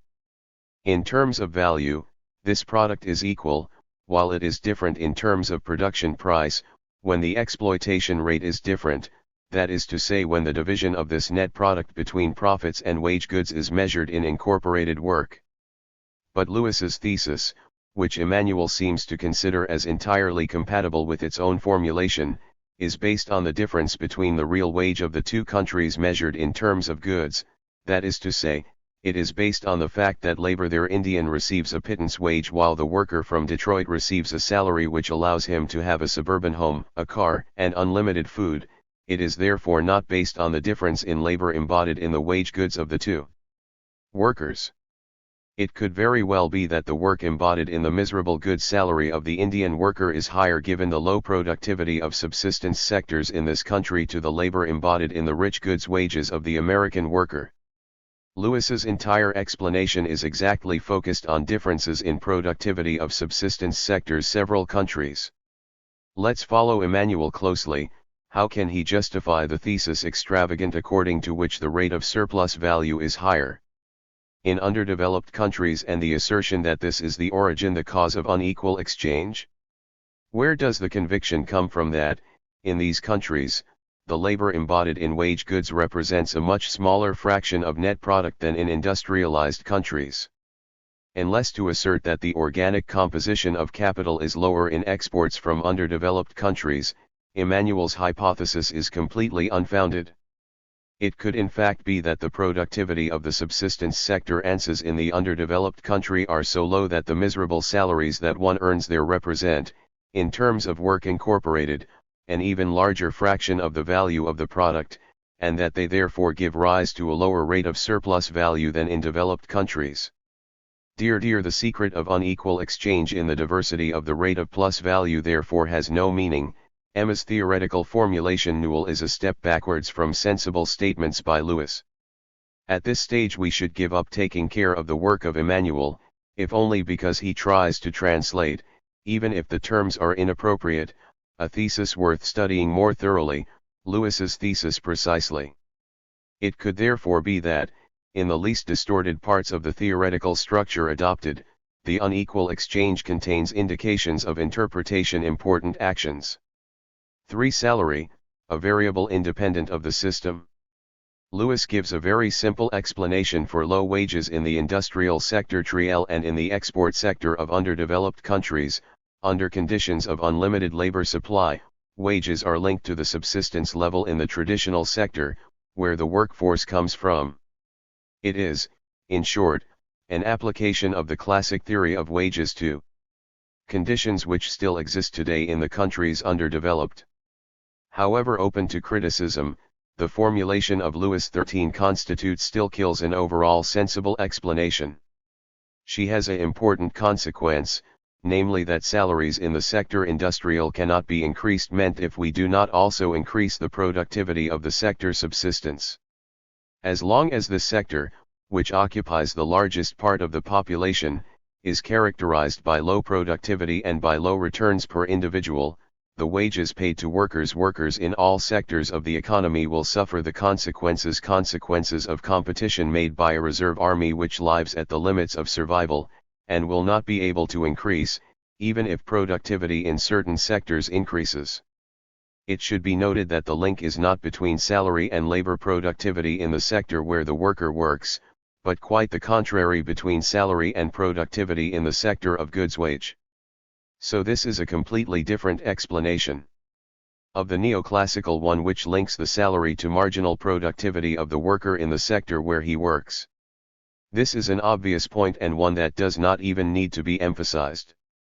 If Emmanuel did not accuse any person of marginalism so much to explain wages by productivity. If we refuse any connection with productivity, even with that of the goods wage sector, how can we explain that the level of wages in the two groups of countries is also disproportionate? Emmanuel devotes to this essential problem a long chapter 14 whose conclusions would be, if we were to make it a brief summary, the following: complex social motives, only identifiable thanks to a careful historical reconstruction are at the origin of the differences in the real wage. It is about one of the clearest examples of non-explanation, of dismissal infertile at other levels of analysis, whether it has been possible to see in recent interdisciplinary literature. In fact, the reason is quite obvious. Emmanuel considers the real salary as a truly independent variable, and seeks to break the links as much as possible which link this variable to other elements of the economic system, which we can do in different ways, either by denying that these links remain, or, when it is really impossible to ignore them, by affirming that the salary is the primum novans which is at the source of the entire causal chain. It is particularly impossible to deny that real salary and evolution of industrial structure, in particular evolution of productivity in the goods wage sector, are narrow linked. For Emmanuel, the direction of causality goes from salary towards productivity, and not vice versa. To support this assertion, he argues, for example, that there are many cases where a strong increase in productivity in the industrial sector was not followed for many years by any increase in wages and consumption. He supports also that a salary increase can set in motion a mechanism of unequal exchange, and therefore a transfer of wealth to the benefit of the country that triggered it, hence subsequent increases in real wages, and so on. He also uses examples specific, that which concerns the difference between the process of development in the United States, whose colonizers had, from departure, a level of requirements very high, is typical, similarly, that of Latin America, where Spanish and Portuguese colonizers had a good level lower. Some countries, even before industrial development, therefore left advantaged because historically levels of high salaries were determined. It is, for Emmanuel, the gift fundamental institutional birth which conditioned all development that followed, triggering a process of transfer in their favor. It is an institutional data because it is based on man himself as a physical and social being, on the needs and demands of man as they are formed by a very long and very slow process, in which one main immediate agent are the traditions and accumulated habits. He and mine, we must therefore consider wages as an institutional, whatever the very long and very slow process may have been who determined them. If we want to quickly summarize, 1. The thesis of the connection between wages and productivity in the goods wage sector is not denied. However, we consider the salary as a historical prius in the development process. Capitalist economic development. 2. High salaries allow transfers of wealth to their own advantage, hence the development of accumulation and productivity, hence higher salaries, etc. 3. Naturally, we do not deny that, in relative cases mentally important, development has occurred thanks to low or declining wages. In these cases, the surplus is not exported, but preserved in the country of origin, in the first case thanks to the land rent, until the repeal of the Corn Laws, in the second thanks to the monopoly. None of these assertions are demonstrated by Emmanuel. 1. On the thesis of the connection between high salaries and development, however, there is an abundant literature. Lately, it's Habakkuk who took up this thesis, precisely with regard to the States United L6, without resorting to specious argumentation, who wants the English settlers in North America to have been accustomed to a better lifestyle than their Spanish colleagues and Portuguese. If they had not achieved a production such that they could earn high incomes immediately, they would have quickly to forget them, but by seeking to prove how agriculture North American managed to fuel consumption levels, very high individual values, and how this link led to the industry high productivity techniques likely to save American workers the wages they demanded.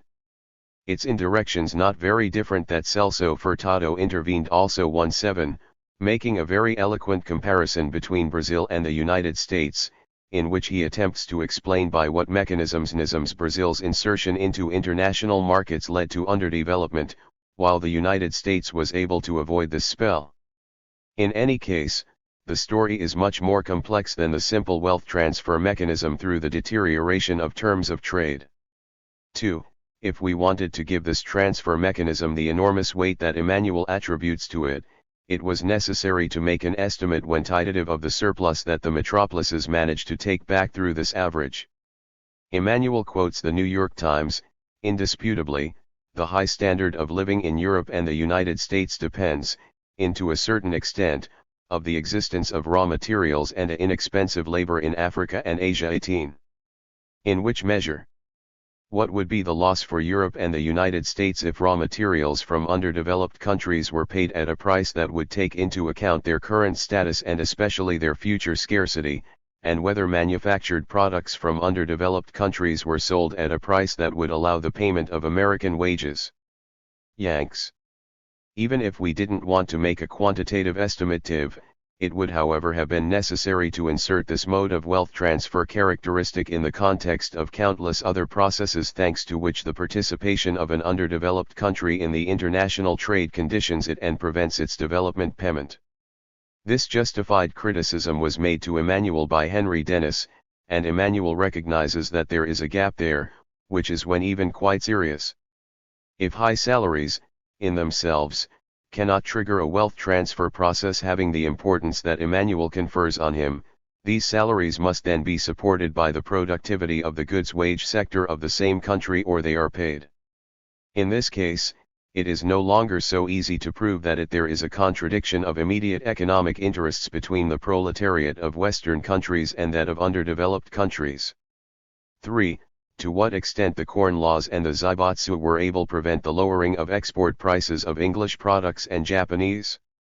Emmanuel's assertions all require a documentation. Indeed, English exports of the period to which Emmanuel was referring entered into competition directly with the production and exports of underdeveloped countries developed. In this case, Manchester's commercial supremacy only became effective only by selling even at the lowest price, despite the pre-tax payment of the annuity, thanks to the combined influence of low wages and relatively high productivity. As for Japan, we know that its exports suffered for a long time from very poor terms of trade variable, despite the influence of the Zaibatsu. We can hardly resist the feeling that the numerous historical references of which Emmanuel uses, and the brilliant style of the presentation, have only one role of impressionist brushstrokes, intended to make more attractive prefabricated theoretical framework. This is precisely this role of in-depth illustrations that historians hate found in theoretical work. 4. Economic and political implications. What is true and sensible in Emmanuel's theses has in my opinion nothing other than the original core of Lewis, the fact that underdeveloped countries do not develop and cannot succeed unwilling to pay higher wages to workers' export sectors implies a transfer of wealth to developed countries and impoverishment of underdeveloped countries, which contributes to delaying its development. This is one of the ways of draining the economic surplus from the periphery towards metropolises, one of the vicious circles that these countries must break, one of the consequences of imperialism. A comprehensive assessment of imperialism is completely lacking, as well as a balanced reflection on its different aspects and on all the causes that cause underdevelopment. If we carried out this evaluation, the interdependence between the terms of underdevelopment and unequal exchange would be put into light more accurately. We could then see that underdevelopment is a factor explaining cation of unequal exchange perhaps more powerful than is unequal exchange for underdevelopment. An impressive idea Zionist can be given in Figure 1. That's it roughly modo the situation we must interpret. The absence of a global interpretation of imperialism is particularly serious if we want to derive policy implications from the analysis economic, and political in general. Theoretically, therefore, if we did not start from Lewis, this is to avoid confusing a thesis which had at least the deserves to be clear. But, in these conditions, the questions that we asked ourselves higher remain without convincing answers. For the premier of these questions, we can stick to Lewis as a point of starting point, by linking wages to productivity in the goods sector consumption. We also know, roughly speaking, the dynamics which, in industrialized countries with a strong union presence, prevents a considerable reduction in the share of the national product attributed to dependent work. 19. If the distribution remains constant, the forces which determine the increase in real wages are the same as those which determine the growth of the social product. Among them, we takes into account, among other things, also unequal exchange, but within the framework global imperialism. At this stage, however, a pro-indeterminate problem, that of the evaluation of the forces which supported the astonishing economic development of capitalist countries after the Second World War, the only coherent overall vision that was proposed by Marxists, still remains today monopoly capital 2.0. We are therefore very late. The situation of underdeveloped countries is more complex, because they represent a much more heterogeneous reality than that of countries' metropolitan areas. But one fact is certain, that imperialism maintains in stagnant conditions or they reach to escape it and begin a process of development. Wages real will have a dynamic much lower than that of the metro countries politanes, in the second case, to fuel the accumulation process malation. Unequal exchange, to the extent that it is based on low real wages, is destined to continue hold, unless measures are taken to avoid it. Should we take such measures? What are they? To answer these questions correctly, apart from the fact that it is necessary to have a good understanding of the nature of unequal exchange, an overall assessment of the conditions of imperialist subjection in which underdeveloped countries are located and strategies development possibilities that they can undertake is necessary. Emmanuel's suggestion is autarky and industrialization. Autarky in the literal sense of the word, when the dimensions of the country allow it, common markets between countries with the same level salary, if the dimensions of each country do not allow them to have an industrialization process without international trade and without specialization. The thesis, which is not absurd in itself, suffers arguments that Emmanuel uses to defend it, arguments which suggest that the only thing to avoid is exchanges with countries which have a different salary level.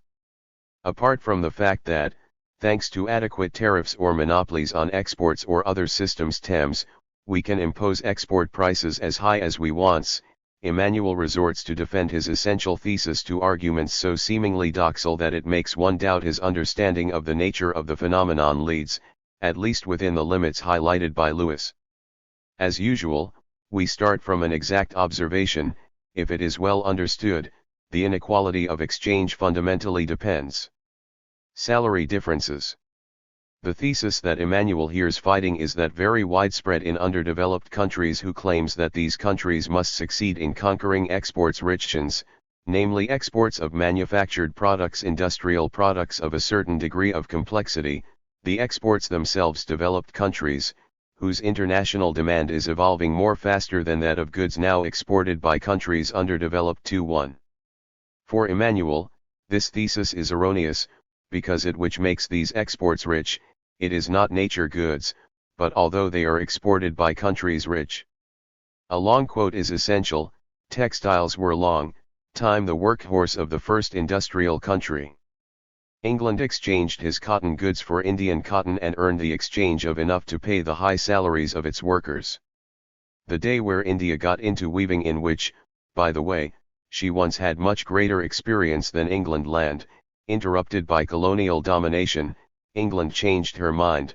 She started to exchange her yarns against cotton and Indian fabrics. Then India started manufacturing its own yarns. So England exchanges its trades and its pins against the fabrics of India while continuing to recover the high salaries that it must pay to its workers. If India starts tomorrow to make its own looms and its own pins, England will once again change branches. She will send machine tools to make these spindles and looms. Then special steels to make these machine tools, and so immediately. It is not even necessary for England to always climb the ladder upstream. If necessary, she can redefine it as downstream. If India one day specializes in metallurgy and in mechanical construction, and neglects its textile, Anglo-Earth will have no problem taking it back. By exchanging then fabrics and yarns against steel, looms and spindles Indians, England will realize the same surplus profit that it realizes today with the reverse exchange. Whatever she produces and what that she sells, she must realize the advantage which accrues to her from the exchange unequal and which corresponds to the difference in his salaries. 72. He repeatedly reiterates the same assertions, putting highlight a possible situation where developed countries would exchange materials and artisanal consumer goods with underdeveloped countries, which would provide them with petrochemical production, and from these exports the first profits would have enough to pay their high salaries. Like many paradoxes, this one has its share of truth. Those which currently constitute the leading sectors of exports developed countries can one day change.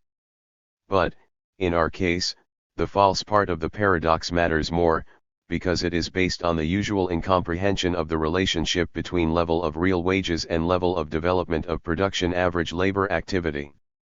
This report also determines, and this is what Emmanuel does not see, a certain configuration of goods produced and exchanged.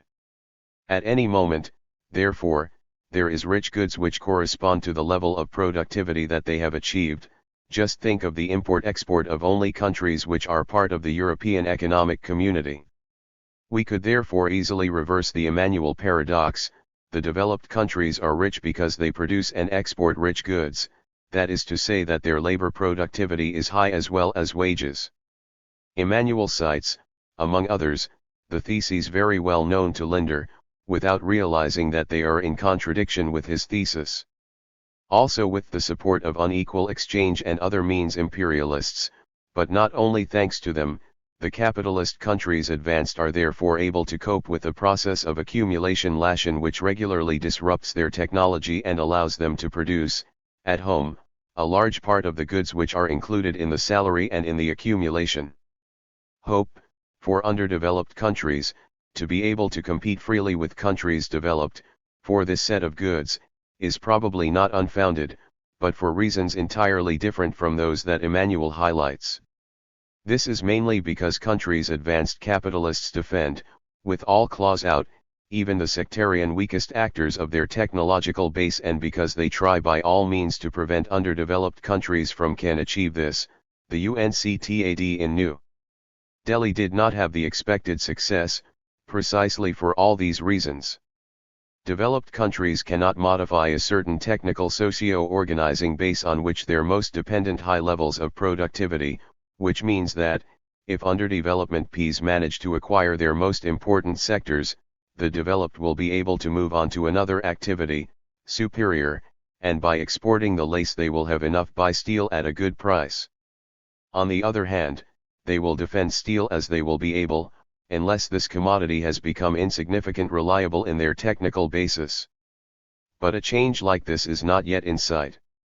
Autarky probably becomes inevitable if underdeveloped countries want to industrialize, while the imperialist countries want to force them to produce goods that cannot compete with their technical base.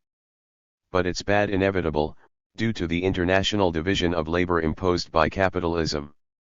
This is not something to be happy about. If we go to the end of their logical consequences, the theses of Emmanuel would advise underdeveloped countries not to try to export textiles, steel to developed countries or electronic tools, even if the latter left them a place, because there would be an unequal exchange anyway. Prisoner from the distorted perspective of his approach, Emmanuel does not seem not realizing that unequal exchange is not the ultimate malum, it is above all an evil when accompanied by a division international labor agreement which prevents underdeveloped countries from build a technological base similar to that of developed countries. It is only a lesser evil when it allows for the former to acquire sectors of the technical base of the latter. In any case, even in the first case it can be bad necessary when a country has managed to escape the imperialist yoke and that it succeeds to make the best use of the value thus acquired. China will never stop exporting pork bristles, as long as the rich A Emmanuel will prefer silk brushes to nylon ones, even if she exchanges many hours of her work for the few of hours of labor embodied in what it buys in America. The problem is not buying cars in America for its officials. The political implications of his thesis, Emmanuel devotes only a short section to, for which aims almost entirely to prove the falsity conceptions about imperialism widespread during the Second and the Third Internationals, and to recall moments of the recent history of large Western countries during which workers took the side of the imperialist enterprises of their government's vermins. Among other betrayals of the internationalist ideal, he naturally makes no mention of the most striking case, the great betrayal of German social democracy during the First World War, because it was an inter-imperialist, German workers and peasants against workers and pays without French, English, Italian, Russian and American. In this case, the national loyalty of German social democracy is not justified by the rational calculation of exploiting through unequal exchange the English working class, and a thorough analysis prior would have placed the problem of nationalism in a well-defined framework more complex, a framework which in fact is the one in which it must be treated. The problem of nationalism is the great open problem within the framework of a Marxist theory of development and revolution. This is not a coincidence, and often it is not due to the betrayal of the management if the classes oppressed so easily take the side of their oppressors in nationalist companies. And it is also true that historical theories concerned are absolutely not satisfactory. However, the way in which Emmanuel thinks he can solve this the technique is unforgivably light. She is not only steeped in approximate economism, where it was necessary to resort to a maximum evaluation of the components which are not indirectly economic, but it is also based on an economism founded on a false economy. As long as we do not demonstrate what loss economic impact would be suffered by an American worker during an increase in wages in Asia, Africa, and in Latin America, we must remain very cautious before to affirm that there is a real and significant conflict, based on the exchange unequal. Whether it is this economic calculation which in fact constitutes the motivation of racism and colonialism of certain pro-strata leaderians in advanced capitalist countries, not even Emmanuel, I believe, supports him. Naturally, we do not want to deny that there is no extraction of surplus from underdeveloped countries, and that, from this theft, benefits in this context the working class too. But even if we want to stick to an exclusively economic reasoning, we must first everything determine the importance of the theft by comparing it to the consequences favorable to the class workers which would result from an abolition of unequal exchange.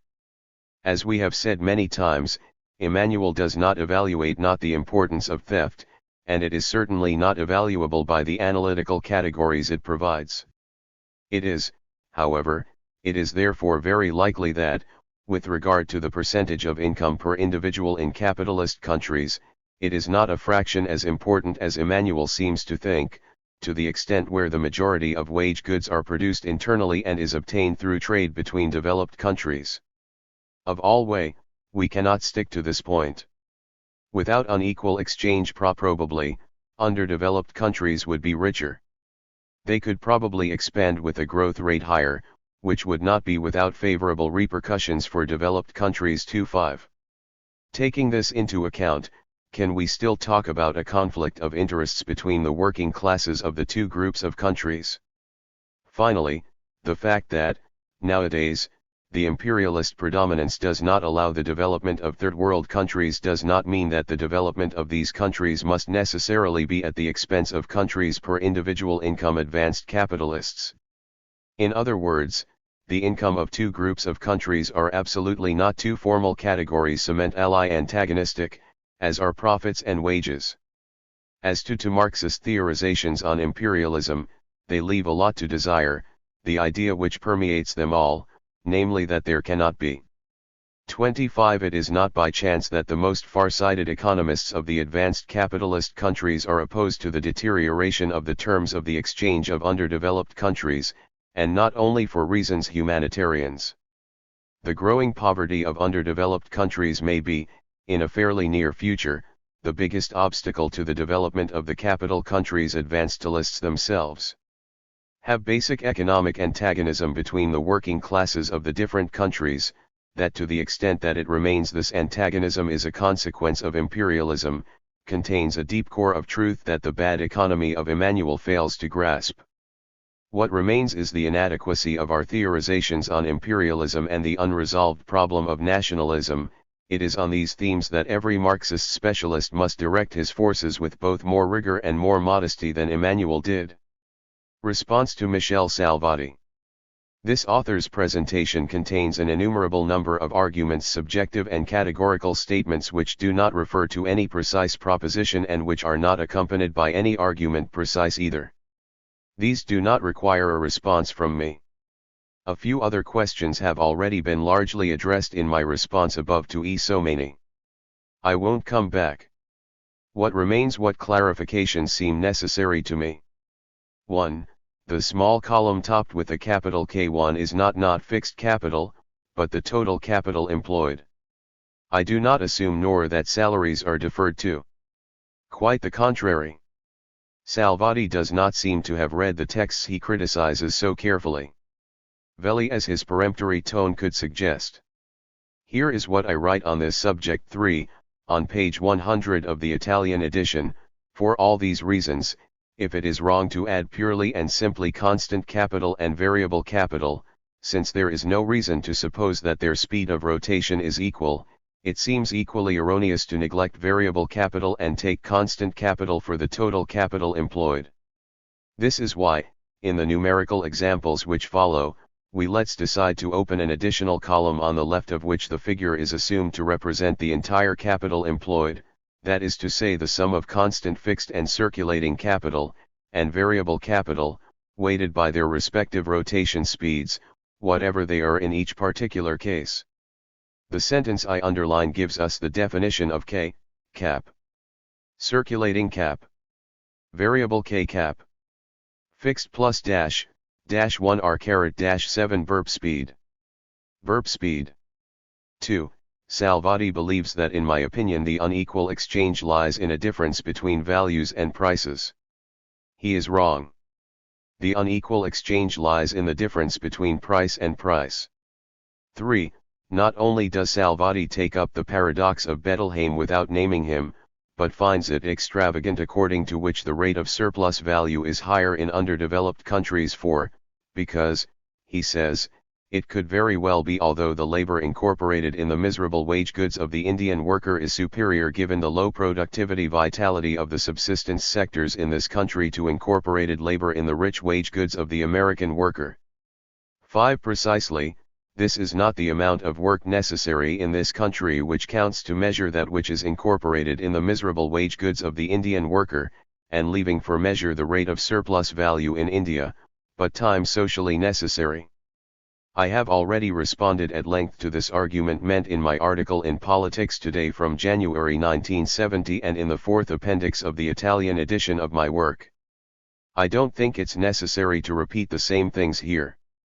Developments. All I can say is that Salvati confuses socially necessary work with work individually or locally necessary.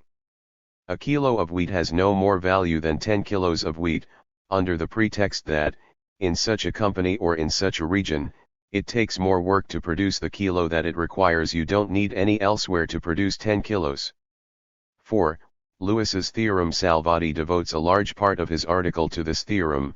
He believes that this theorem lies at the basis of my own thesis, this which is his right, but he also believes that I myself consider this theorem as compatible with my position. 6.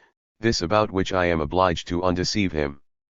Lewis's theorem is for me unacceptable. A. Its presupposition, unlimited supply of labor, implies the existence of a free market for labor power, which I have always formally denied. The boost that Salvati gives does not save, in my eyes, the theorem. If the supply of labor is stimuli, the arbitration supposed by Lewis between what the worker can buy with the salary of the export sector and what it could producing oneself by working the land loses all its meaning. Lewis would not have accepted this voluntary help. On the other hand, the stimulation of the labor supply towards the export sector. Salvati seems aware of the understatement by placing the word in quotation marks. Or simple recruitment forced without quotation marks is an institution like any other and expresses a certain balance of forces of a political nature. Where this institution exists or existed, it in no way contradicts my thesis. Know that salary is determined by institutional factors and not by the market. B. Although Lewis's formulation, both countries produce food but not trade in it, may seem equivocal, it is clear that it implies that the products of the agricultural sector are not only unexportable but also non-marketable. Without that is to say, if they were marketable internally but not exportable outside, and if we ignored the social and institutional factors on both sides, there would be nothing that would prevent the prices of agricultural products in each of the two countries to rise, in inverse proportion to productivity, to a level such different in each of the two countries that can equalize the real incomes of workers in the two sectors and in both countries, with monetary wages being higher in the country where the subsistence sector is the most backward. 7. Consequently, however, the hypothesis of non-commercialization is a condition sine qua non of the theorem. However, this abstraction may seem acceptable, at the limit, for the underdeveloped country. It is naturally not for the country industrial. C. Regardless of this restriction, agriculture which provides as income only that of the farmer himself is something very rare in reality. This was pretty much the case in America of the North in the early days of colonization. It is perhaps also the case in some regions where vestiges of community structures. In the first, this income indeed had a certain decisive role undermining wages in other sectors, but not as a maximum but as a minimum. I have already talked about it in different writings, notably in the article already cited in Politics Today. In the second, this income cannot in any way be determined undermining, since there is no free movement of men between the community sector and others. The community man not sold to the highest bidder. Apart from these two cases, agriculture, whatever the degree of its development, generally provides more and even considers ably more than the equivalent of an urban wage at the prevailing rate in the country. A series of other incomes are, depending on the circumstances, taxes, draws, tithe, sharecropping, land tax, excessive profits of the small trader, broker, usurer, different forms of annuity, absolute, etc. Lewis's theorem presupposes a free earth. She is not. It follows that, if the institutional factors which determine the distribution of income is not favorable to the proletarians, the farmer proletarian has nothing to gain from improving productivity of agriculture, and, consequently, industrial workers neither, assuming that the income of the latter is linked to that of the former, according to Lewis' theorem. These are the ones who exploit the first to benefit. The experience of industrial countries shows us that these are not the salaries of urban workers which align with income farmers, themselves previously increased as a result of improving productivity. These are operating income of agriculture which are compressed by state intervention, in order to leave farmers' income painfully follow the salaries of urban workers, themselves previously significantly increased by union action. 5. My explanation of the salary disparity was not satisfactory. Salvati. As far as I understand something of his objections, they can be summarized as follows. My thesis of the existence of a cumulative effect between different salaries, rent yields and differential development could explain the reproduction line of exploitation relations between countries, but it does not explain production, the genesis of these relationships. At the end of the chain, my analysis refers to a historic first salary, quite high to trigger the process. For the explanation of this primum moves it refers to other disciplines. Reading Salvati's presentation, I found myself several times asked which of my writings this reviewer has read and which ones he has not read. In this case, it would perhaps be justified in saying what he says, upon reading the first edition French, although there are already seeds of the explanation that he demands, and that I do not see what is unscientific to set limits during a study, but certainly not after, for example after my articles in Politics Today and the appendices to the Italian edition of my work. The primum movens does not refer to other disciplines but quite simply to primitive accumulation, exactly like the primum movens of exploitation relationships within a country. All capitalist profit refers to pre-existing capital, therefore to the accumulation of a previous profit.